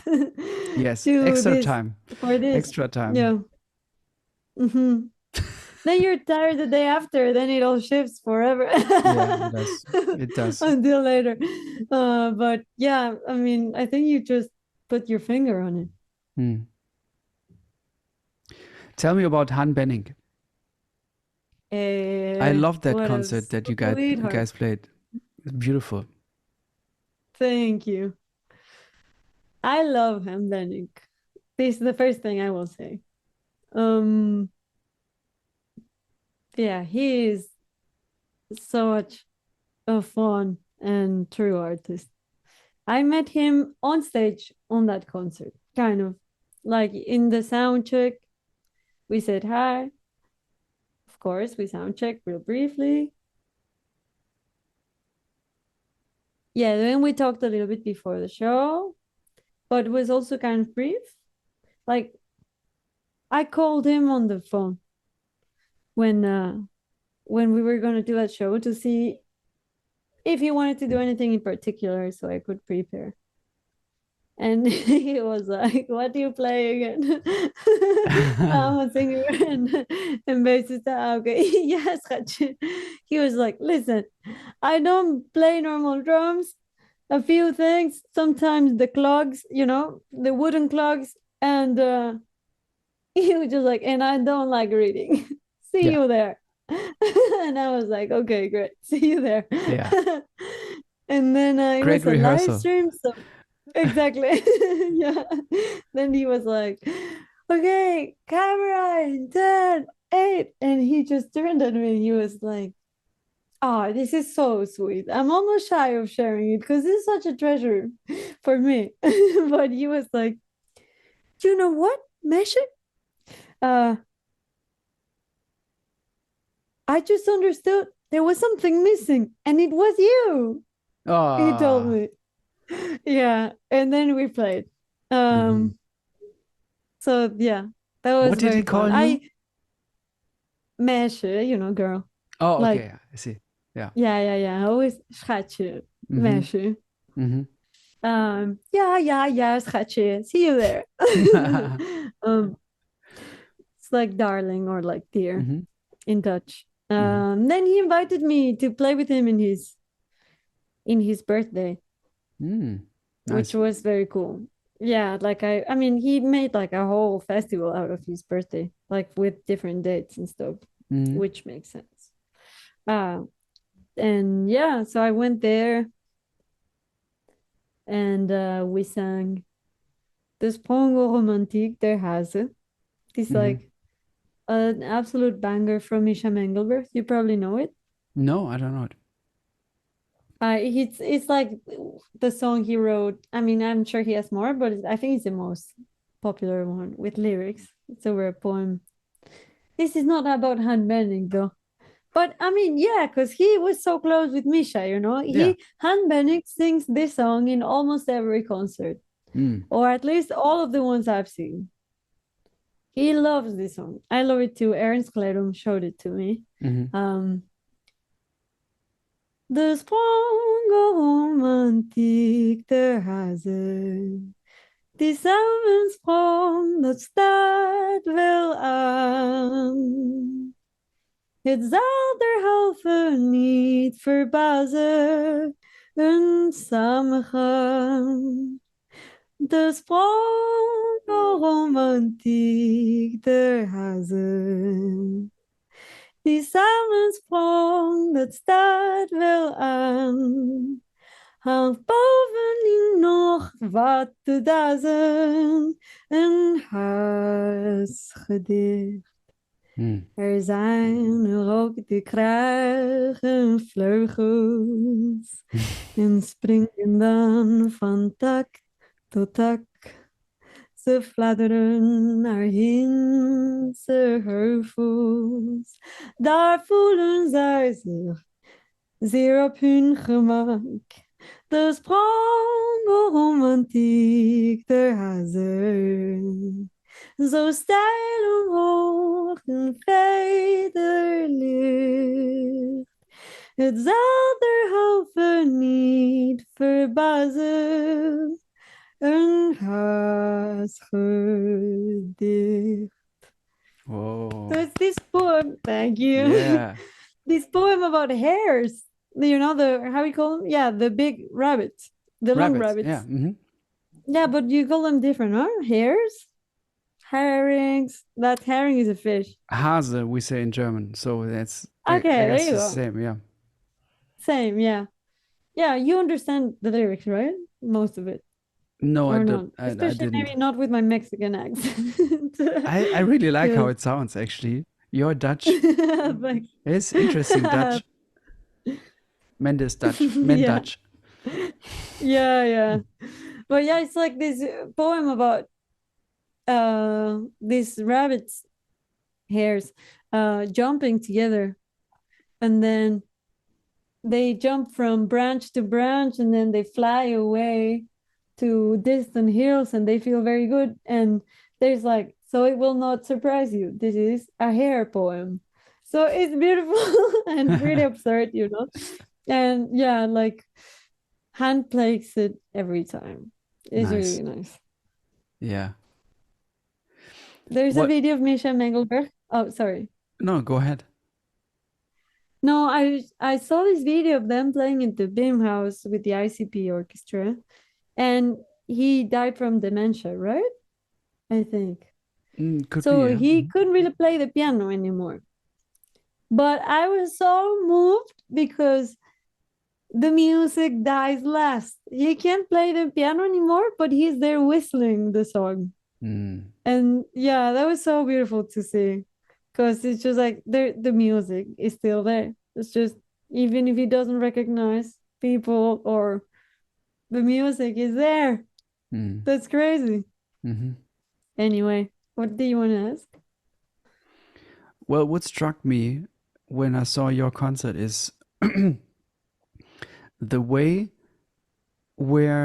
how you guys met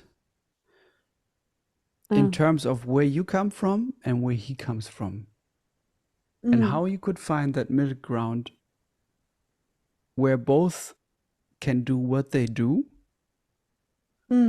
without sacrificing, or trying to assimilate and become part of the other's tradition in a way. Right. Because sometimes in my not so good moments, when I love playing free, I love to improvise. But sometimes when I play with people that I associate with the free improv scene, I feel like I have to, maybe I'm overly impressed.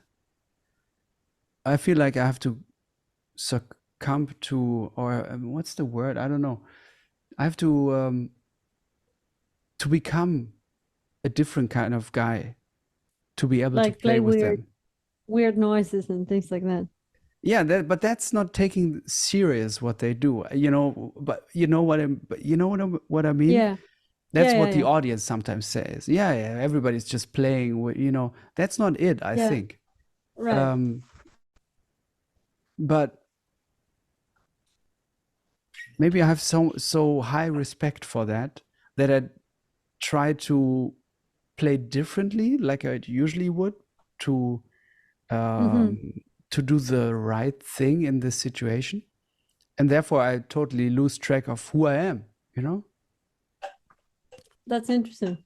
But also some things that I hold as important might not be the best decisions or the best tools for this kind of setting. Such as what?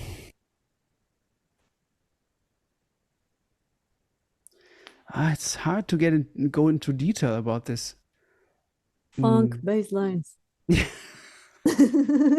I just want to play my funk bass lines when I play with anybody. Just play my funky Leave me stuff. alone. But you know what I'm trying to say, right? I think so, yeah. I felt like when I saw you guys do what you did, I felt none of that. That's great. It's like take away all the music. You and Han just met on stage and had a talk about things. And you didn't have to know where you came from, which school you went to, and whatever. You could talk with each other. Right.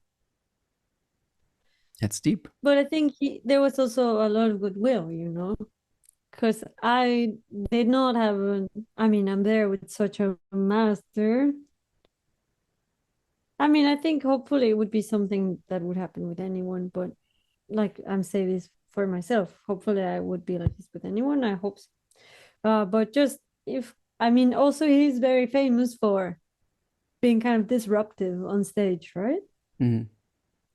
So I was like, okay, who knows where this is gonna go? Could go anywhere. And therefore there was no expectation at all of where it could go. And then I think he was also very sweet. Like he did not want to disrupt whatever I was bringing. He could have done that too, but I think he kind of personally just felt like sweet towards me, Yeah. It's great. I'm gonna watch it again soon. I really loved it. Thank you. When you started working together with Louis Cole, I wonder how it felt in terms of entering a scene of people. You're stepping into something that is that totally fits to what you're doing, but it's different from your music. Yeah, for sure. Very much. It's different. Yeah. But you don't seem out of place when I see you in a video, or of him Right. dancing around and singing all this music. You don't seem out of place. It fits. It's Yeah. great. It makes sense. But I'm interested in how it felt for you to get into that scene. Well, first I knew his music and also Genevieve's music just by, I mean, I was a fan of them. My friend Ty showed me a video of Louis doing Weird Part of the Night, and he was like, "This is the sickest thing. You have to check it out." Now it's like people doing something special, and that's so special. Mhm. So yeah, I thought it was really cool, and I met them because they were coming to play in the Netherlands, and they had a dead week in between two shows. And then, well, I was living with Thijs at that point, and then he knew a lot of people from LA. So he knew some of the band members because he had lived there, and then we met them and was like, "Oh, what are you doing tomorrow?" "No, we have no gigs. We couldn't find." And he was like, "Why don't you play at our house?" Mhm. The neighbors are going. So they came and played there. Yeah, again, I'm giving you the big story. I'm so Go sorry. ahead. I I love it. can't help it. I'm No, such I a love it. talker. Okay, good. That's what we're So here yeah, it for. was one of these. Right. Yeah, I'm just like, maybe he's gonna tell me bye now. Oh no, he wanted to talk about more stuff. Nice. Yeah. I'm also enjoying it a lot. But yeah, I mean, that's how I met him, because he came and played in my living room one day that the two neighbors were miraculously on holiday because they were pretty sensitive with sound. And he was like, "I'll bring the big band." So suddenly we had this crazy show in our living room. And I played too some songs, and Thijs played, and Ben also played, Ben van Gelder. So that's how we knew each other. And then after, I kept on listening to his music and Genevieve's music too. I'm a huge fan of her compositions. She's really one of my favorite composers in the world. I mean, both of them are some of my favorite artists. And I saw them again in Glasgow right before the pandemic because I was playing there and they were playing, and then Jen told me come over and whatever. I went there, and I remember seeing them and feeling like these are my people. I just felt it like Mhm. they were pretty far from me at that point. Like we didn't have any real connection besides, oh, how nice. And of course they had played in my house, but just remember seeing their shows because they each played a show and being like, they are my people. Mhm. And yeah, that was it. Then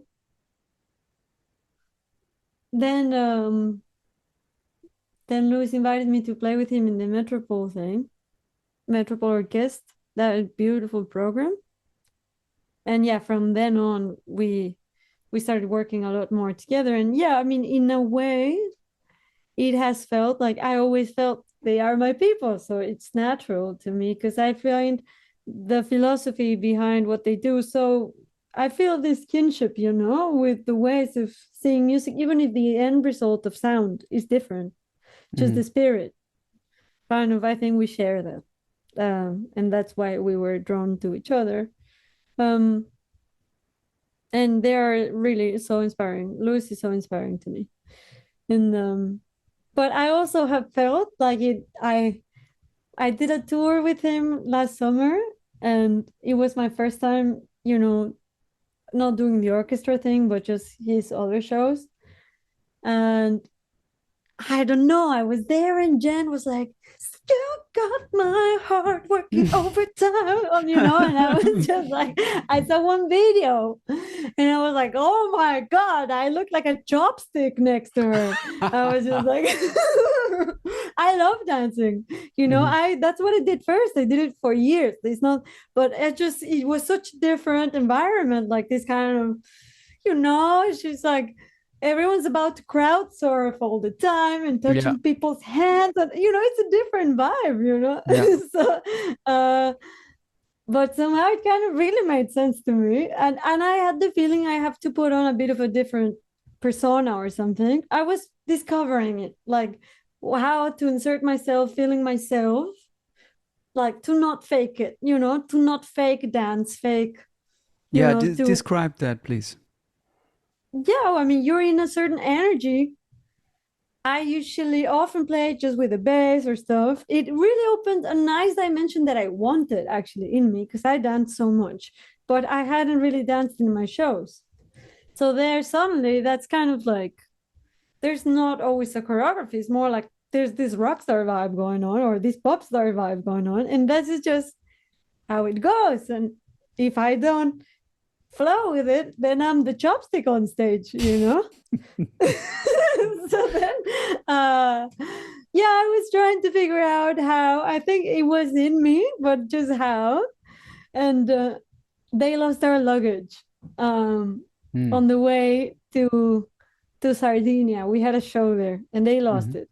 And then we still had like 4 shows, and it just would always be in the city behind us. Like we never got it.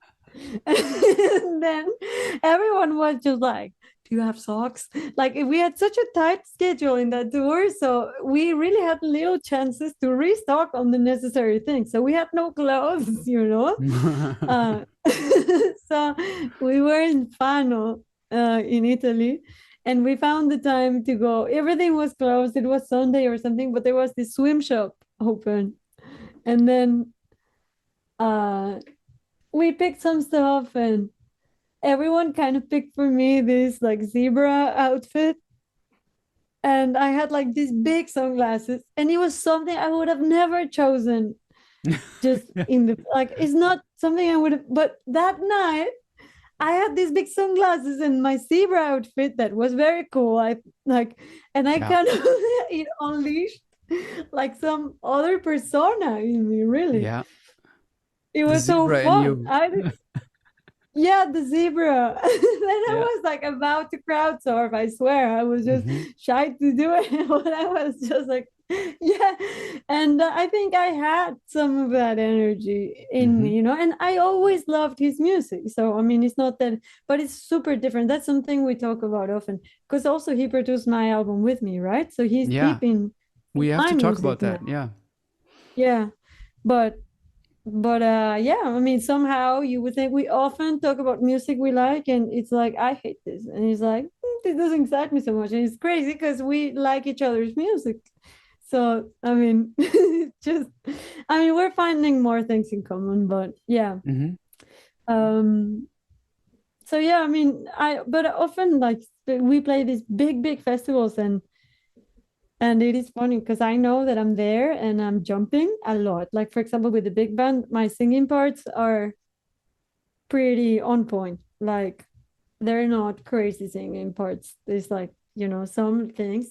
And a huge part of the job is to be the hype bomb of it. And I have discovered the jumper in me.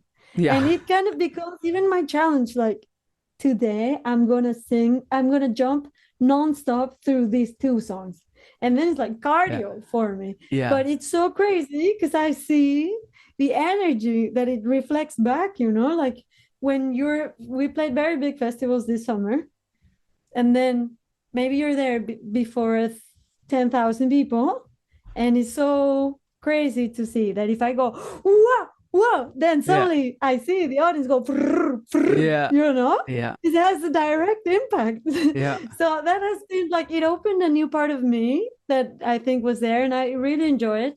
But also I know that it's always a bit funny because I'm just like, they don't know, like all these people see me, and then sometimes they come and be like, wow, you were so great, thank you for your energy and your singing and stuff.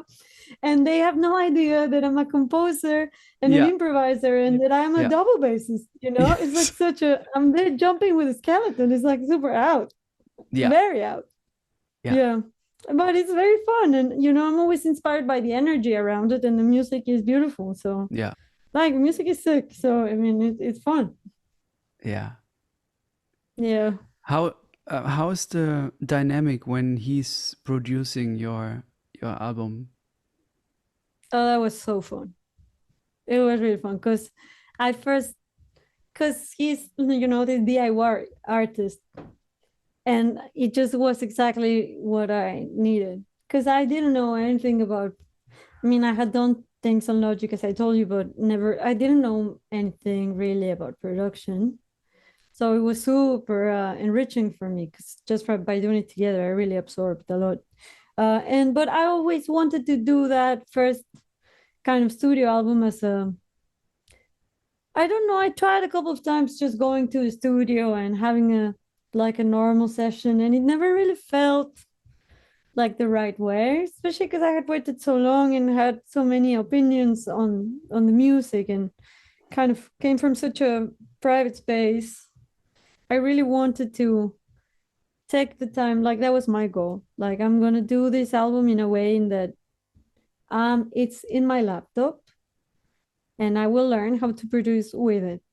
And if I need to change this section or add new vocals or whatever, I can do it in my toilet if I like how it sounds. Like I don't want to be limited by these kind of things because I want to be able to experiment with this. These are new ways. This is a form of expression in itself, So, so that was my goal with it, and I was very lucky to. Well, I had this residency at BIM House that is about to finish. That was the first project I proposed. Like I had that burning in my heart. I had never made a studio album. Like my first album, the live one, was kind of, I don't know, I just played my final exam. I didn't think that would be an album. It's not like I never made an album, Maybe I put it out later, but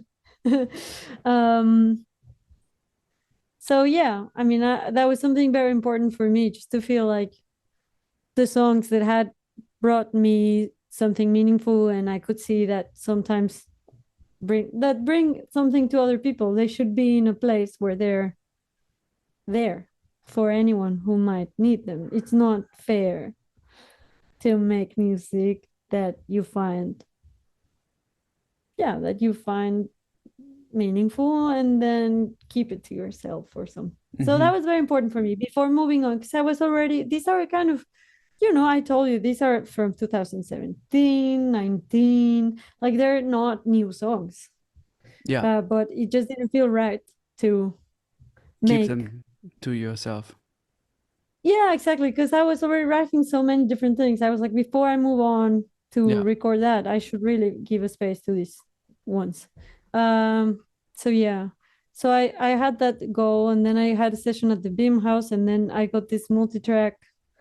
There were like 40 microphones on the drums, and it was like recorded on Cubase. So the session, it was insanely heavy, and it would never open properly on my laptop because it was just like, I was just like, oh, I don't know, because that recording setup they have there is amazing, but it's thought of as a live performance thing. It's not thought of production.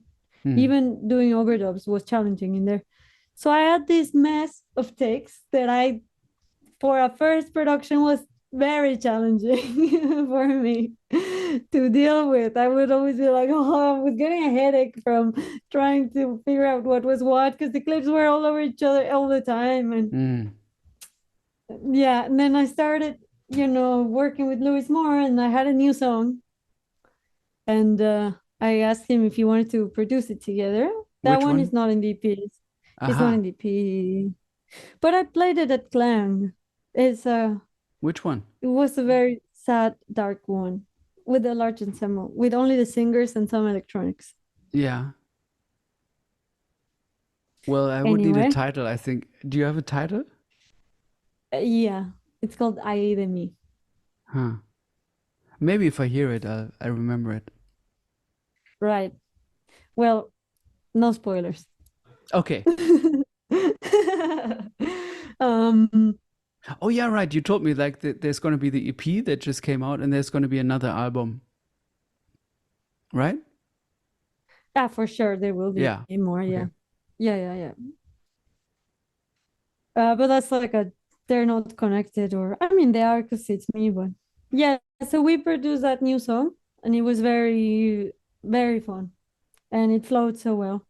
And then I was like, would you like trying this other one. It was the Cuando Te Voy a Decir, the one that he really did the whole production, you know, and he was like, sure, let's try it. And it was so fun because we did most of it here with a shoebox, you know, or with whatever. Like I had some dessert and then whatever plate of the, you know, the thing that it came with, then we played on that. And then whatever my broken maraca, you know, we used whatever we had, and then we borrowed a bass drum from someone, detuned it a lot. Like we he said, I think we have the most lo-fi kit in Europe. And I think it is true. So that was so refreshing for me because it just made a lot of sense with the approach I had. So it just really worked, you know. And then I was also not having so much fun doing that album by myself, as I told you. So I was just like, would you like to do this whole thing with me? Because we had done those two and it had been so fun. And he was like, all right. So yeah, that's how it went. But I don't know if I answered the question. I went through a lot of places, but yeah, the process sounds like he took off a lot of pressure that we kind of self-impose on us. Like, I'm gonna do a recording, you know, and it's gonna be, you know, yeah, I'm gonna do a yeah, proper yeah. recording, and Right. it's not about the music. It's Yeah, just yeah, the yeah, way that you exactly. record it, and Yeah, also a way to give yourself an excuse to prolong the process a little bit, because you have to find right. the To right feel like it's never the equipment. real thing. Yeah, Different studio maybe. yeah, This is not the right. yeah. Right. And if you in that DIY mindset, you can do it anytime, anywhere, with Exactly. all the tools that you have, and the Yeah, music is exactly. inside you. If you Yeah, travel to Los Angeles, it's going to be there with yeah, you, or in right. Bucharest, you know, it's Yeah, going to yeah, be. totally. That's interesting, right? I mean, we learned all this stuff, and then we walk around, buy groceries, meet a friend at a coffee place, go on a plane or go on a train or something. We have the music in us the whole time, all these songs that we've Yeah, learned. I really find yeah, that fascinating. It's interesting that we for are sure. the instrument in a way. Yeah. Yeah, I think this applies also to all people, right? Like to everyone. Just like, yeah, any expert or anything, or even just the things that people love. Like on a soft touch on the death topic again, that song I played in Clang, the long one I wrote for another friend that passed away many years ago. And I just remember he really loved astronomy, and I love astronomy too. And we would often talk about, yeah, have you seen the newest pictures of the Hubble? Have you, whatever? Yeah. We would talk about astronomy. And when he died, I couldn't help thinking, like, man, he is in those places, like, or he is those things that lived in his mind. Like, there's no way. I mean, this energy does not disappear, you know, just like, Yeah. and I think everyone kind of is like this whole cosmos that if you take away the meat suit, Yeah. it's just like there's some eternal content there. That's beautiful. Anyway, yeah, but that was very cool with Louis. Like, it kind of really, exactly, relief. It made so much sense because that's anyway what I was trying to do.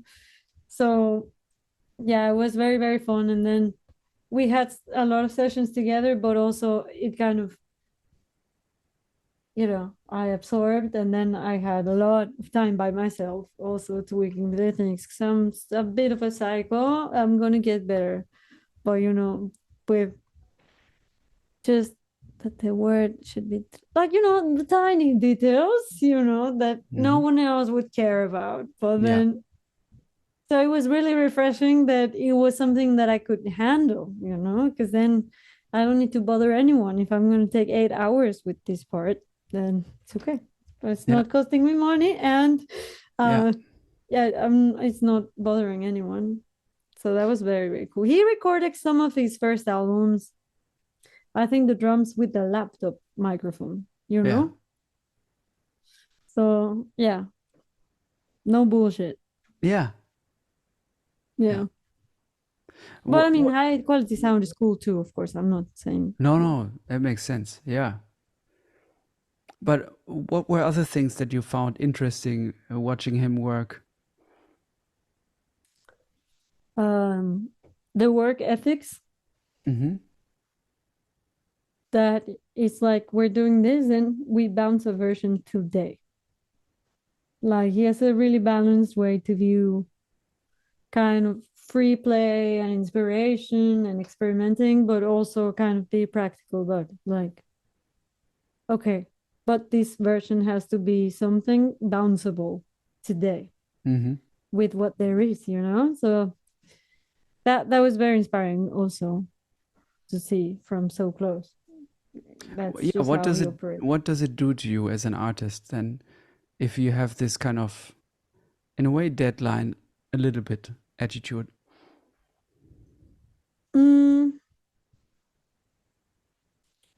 I think it makes you kill some darlings. Like it just takes away some uncertainty. Like so I was thinking about this because sometimes I often struggle with deciding things when it's something I care about. I think a lot of people do. Just like, oh, if they give you a carte blanche, it's way harder deciding sometimes. And then maybe you will postpone that decision up until you are left with fewer options just to make it easier in whichever situation, like for music or whatever. I think sometimes we postpone the decision just so that you don't have all the possibilities at hand anymore, because it's very hard to choose when there's no end. So that's something that producing your own music, that's what it happens. Then there's no end, because exactly, you're not paying anyone for spending those 16 hours while you fix that vocal part that was kind of okay already, you know? So there's no end, and that's magical, but also can be a bit like confusing.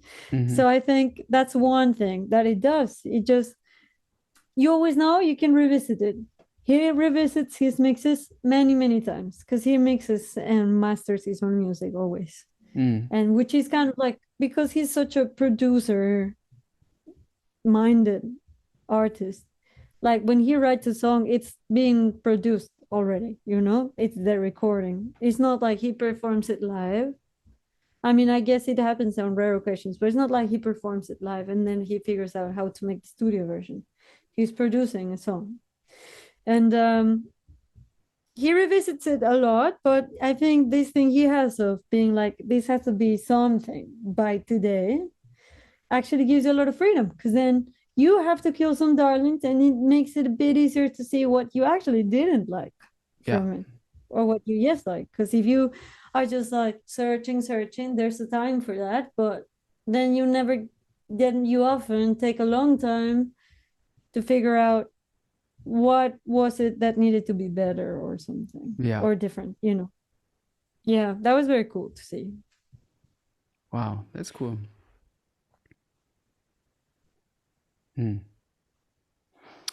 Let's get to this album.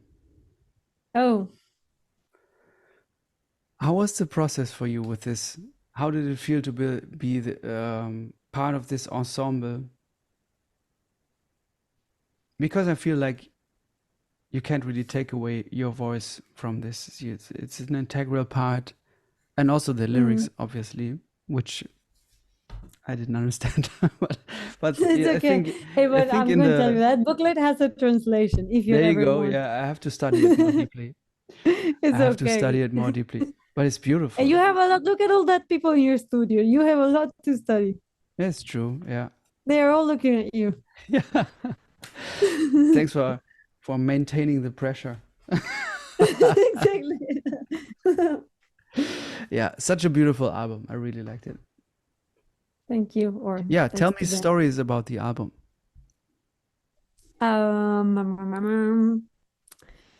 So yeah, Ben invited me to do that, and he also told me I would like you to write the lyrics.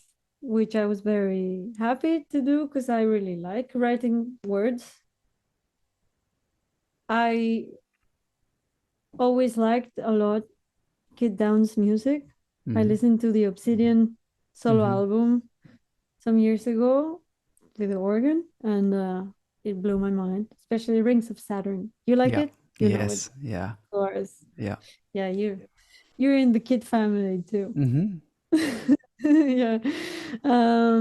So I mean, yeah, all amazing musicians.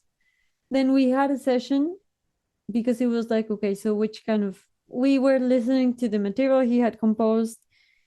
He was like in this situation where you have a few things, but you know, it was still not like the full repertoire or anything. And being like, this one sounds like it could have lyrics, this one, maybe this part not so much, maybe this would sound better. And then he told me all about the actual, sorry, I'm fiddling and I disconnected my laptop. There we go. All the meaning of the project for him. It's revolving around these big concepts of, you know, manifold, transcendence. Yeah. He explained to me, I felt like I had, okay, maybe this can, I have similar feelings about the world. Let me explore those.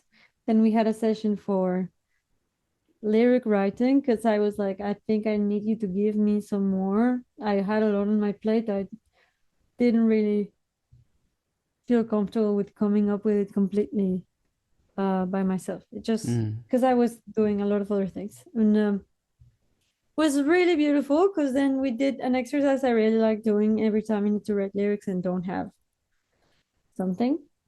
It needs just to put on a timer and do a free association or just, you know, stream of consciousness, they call it maybe. So I was like, okay, let's put on the timer and both of us write, just so we have words. And I came up with like all these big texts, and he came up with this beautiful compact list of keywords of what the project was about, or what kind of spiritual meaning it had for him. So from there, I kind of took the lyrics, and some of them are like a bit more in like the surreal abstract world, like just also they somehow end up connecting, you know, they always end up having some meaning when you do these kind of things if you just let it flow. But you know, also just what feels nice in the mouth and the sounds with this melody and stuff, and choosing like the words that sound the most beautiful. That one is glass, and then it eventually, you know, these concepts drip through it. And yeah, the other ones I manifold, yeah, they are all kind of revolving around the thoughts we both had. Yeah. And then we recorded in January. Yeah, I don't know, is that a good enough story or more? No, it's interesting to see that that process of just telling you what he's thinking about when he's writing this music, and then what it brings to you, or what you bring. Then that association is interesting. I wonder how we can. I'm sure it also happens subconsciously, but how could you translate that free association thing from lyric writing to music in terms of intervals or musical ideas?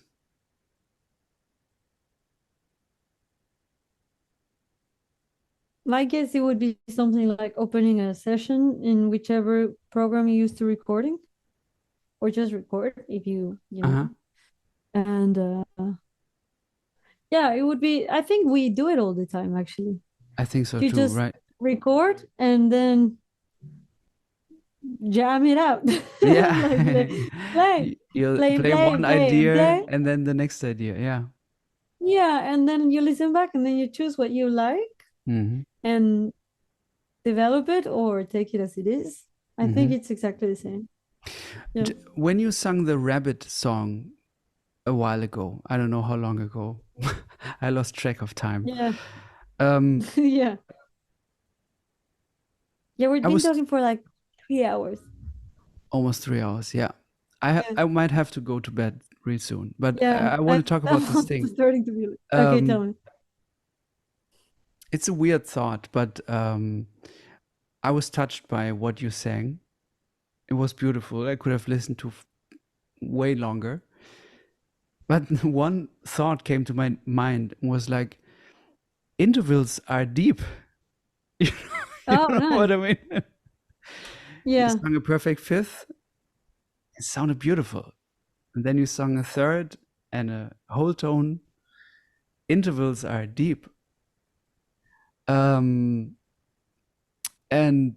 the reason why I'm saying this is I'm really amazed by your ability to sing intervals and to sing them precisely, but still with air around it, with flexibility, with life around it. But Thank the you. way you hit the notes is incredible. And I'm wondering how you, and if, I suppose you have, but how did you work on that? What your process is on working on your voice and the flexibility. Yeah. Well, thanks for that. That is something I have definitely worked on. I really like it. I flexibility of the voice, I kind of found that my teacher, I had one teacher that was really helpful in kind of making me understand that voice is an elastic thing, that there are no steps. Yeah, no frets. There are no Like yeah, on a there are guitar. no frets and no changes. You're not like in next position or anything. The voice is an elastic thing, and of course different parts of your range operate differently, but I think that physical acknowledgement through the exercises we did together and stuff really helped me in that sense, just so that things flow naturally, no matter how angular. Angular melodies are always challenging for the voice because they're not very natural. That's not how we speak. That's not how we exercise our voice for the most part. But I do love a lot of like I sang a lot of instrumental music, like my dear friend Brody Jarvie. He's an amazing composer and bassist who lives in Scotland. He's from Scotland. I used to play in his band, and that was the first band I was in which my role was to sing melodies, with the saxophonist. And he wrote all these beautiful melodies, sometimes very angular. So I think that was a good training for me. Then I learned a lot of music like that I loved.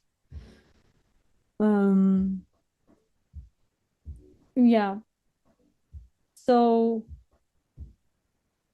yeah, just that, I think, trying to make it sound like music, because they have feelings behind it, but then, technically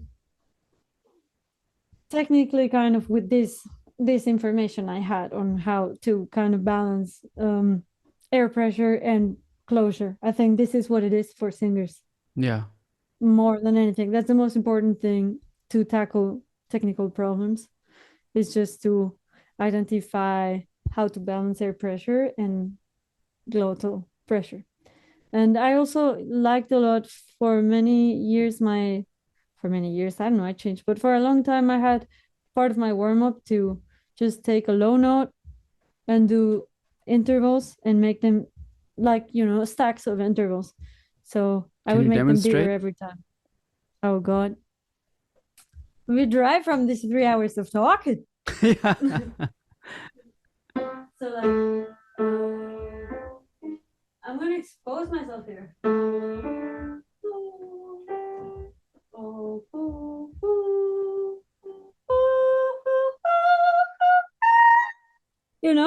And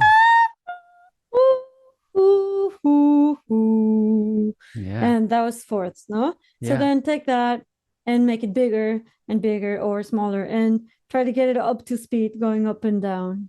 Bigger in terms of sound, you mean? Or No, like take a fifth then, or oh, a right. tritone. I see. Yeah. Or, you know, sixth, and then even major sevenths or stuff like that. Like, I haven't done this in a while.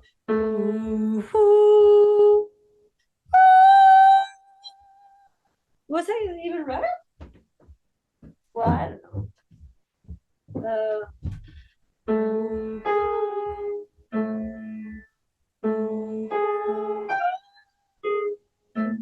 Yeah. You know?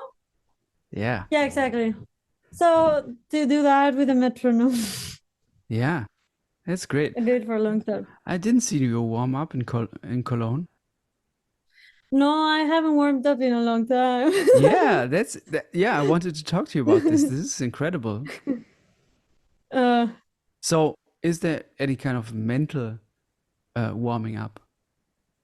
Yeah, I think that is sometimes more important even for me. So, how does it work? But actually, I have to say, I would love to get back to it more. I haven't really had like any warm up at all in a long time. Kind of, mainly just to, you know, and sometimes you don't even get to, but hopefully, especially with my band now, I want to make sure that we have a moment to see each other, like, you know, feel each other, connect, and be like, have a great show, you know, just Yeah. you know, that little team back, that little gesture is very important, I think. Yeah. And especially that during the whole day of sound check and stuff, that you are kind of connected, because sometimes there's so many things to take care of for the show that maybe people are interacting with each other and you as a band leader are busy with other things all the time. And then you get on stage and you feel disconnected from your peers, you know? So I think that's the main thing for me now, to try to be very conscious when I wake up and I have a gig, to be like, when it's with a large ensemble, because it's the one, it always has more stuff to take care of, just to be like, let's be with the people, you know, in spirit. So then the music will feel that way. It's just so clear. It always turns out that way. Just kind of has a good impact. I mean, I'm sure sometimes you don't see them at all and it's amazing anyway, but you know, has been something that's more in my mind. But you know, write down in my notebook, I used to do that a lot, just like have like a little journaling moment for solo shows, especially because I like to leave space for improvisation, and then if I'm not tuned into myself, then they don't feel as honest or flowy. Yeah. So things like that. Yeah.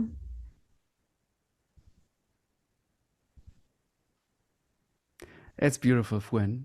Thank you. Thank you. Let's go to bed. Yeah, okay.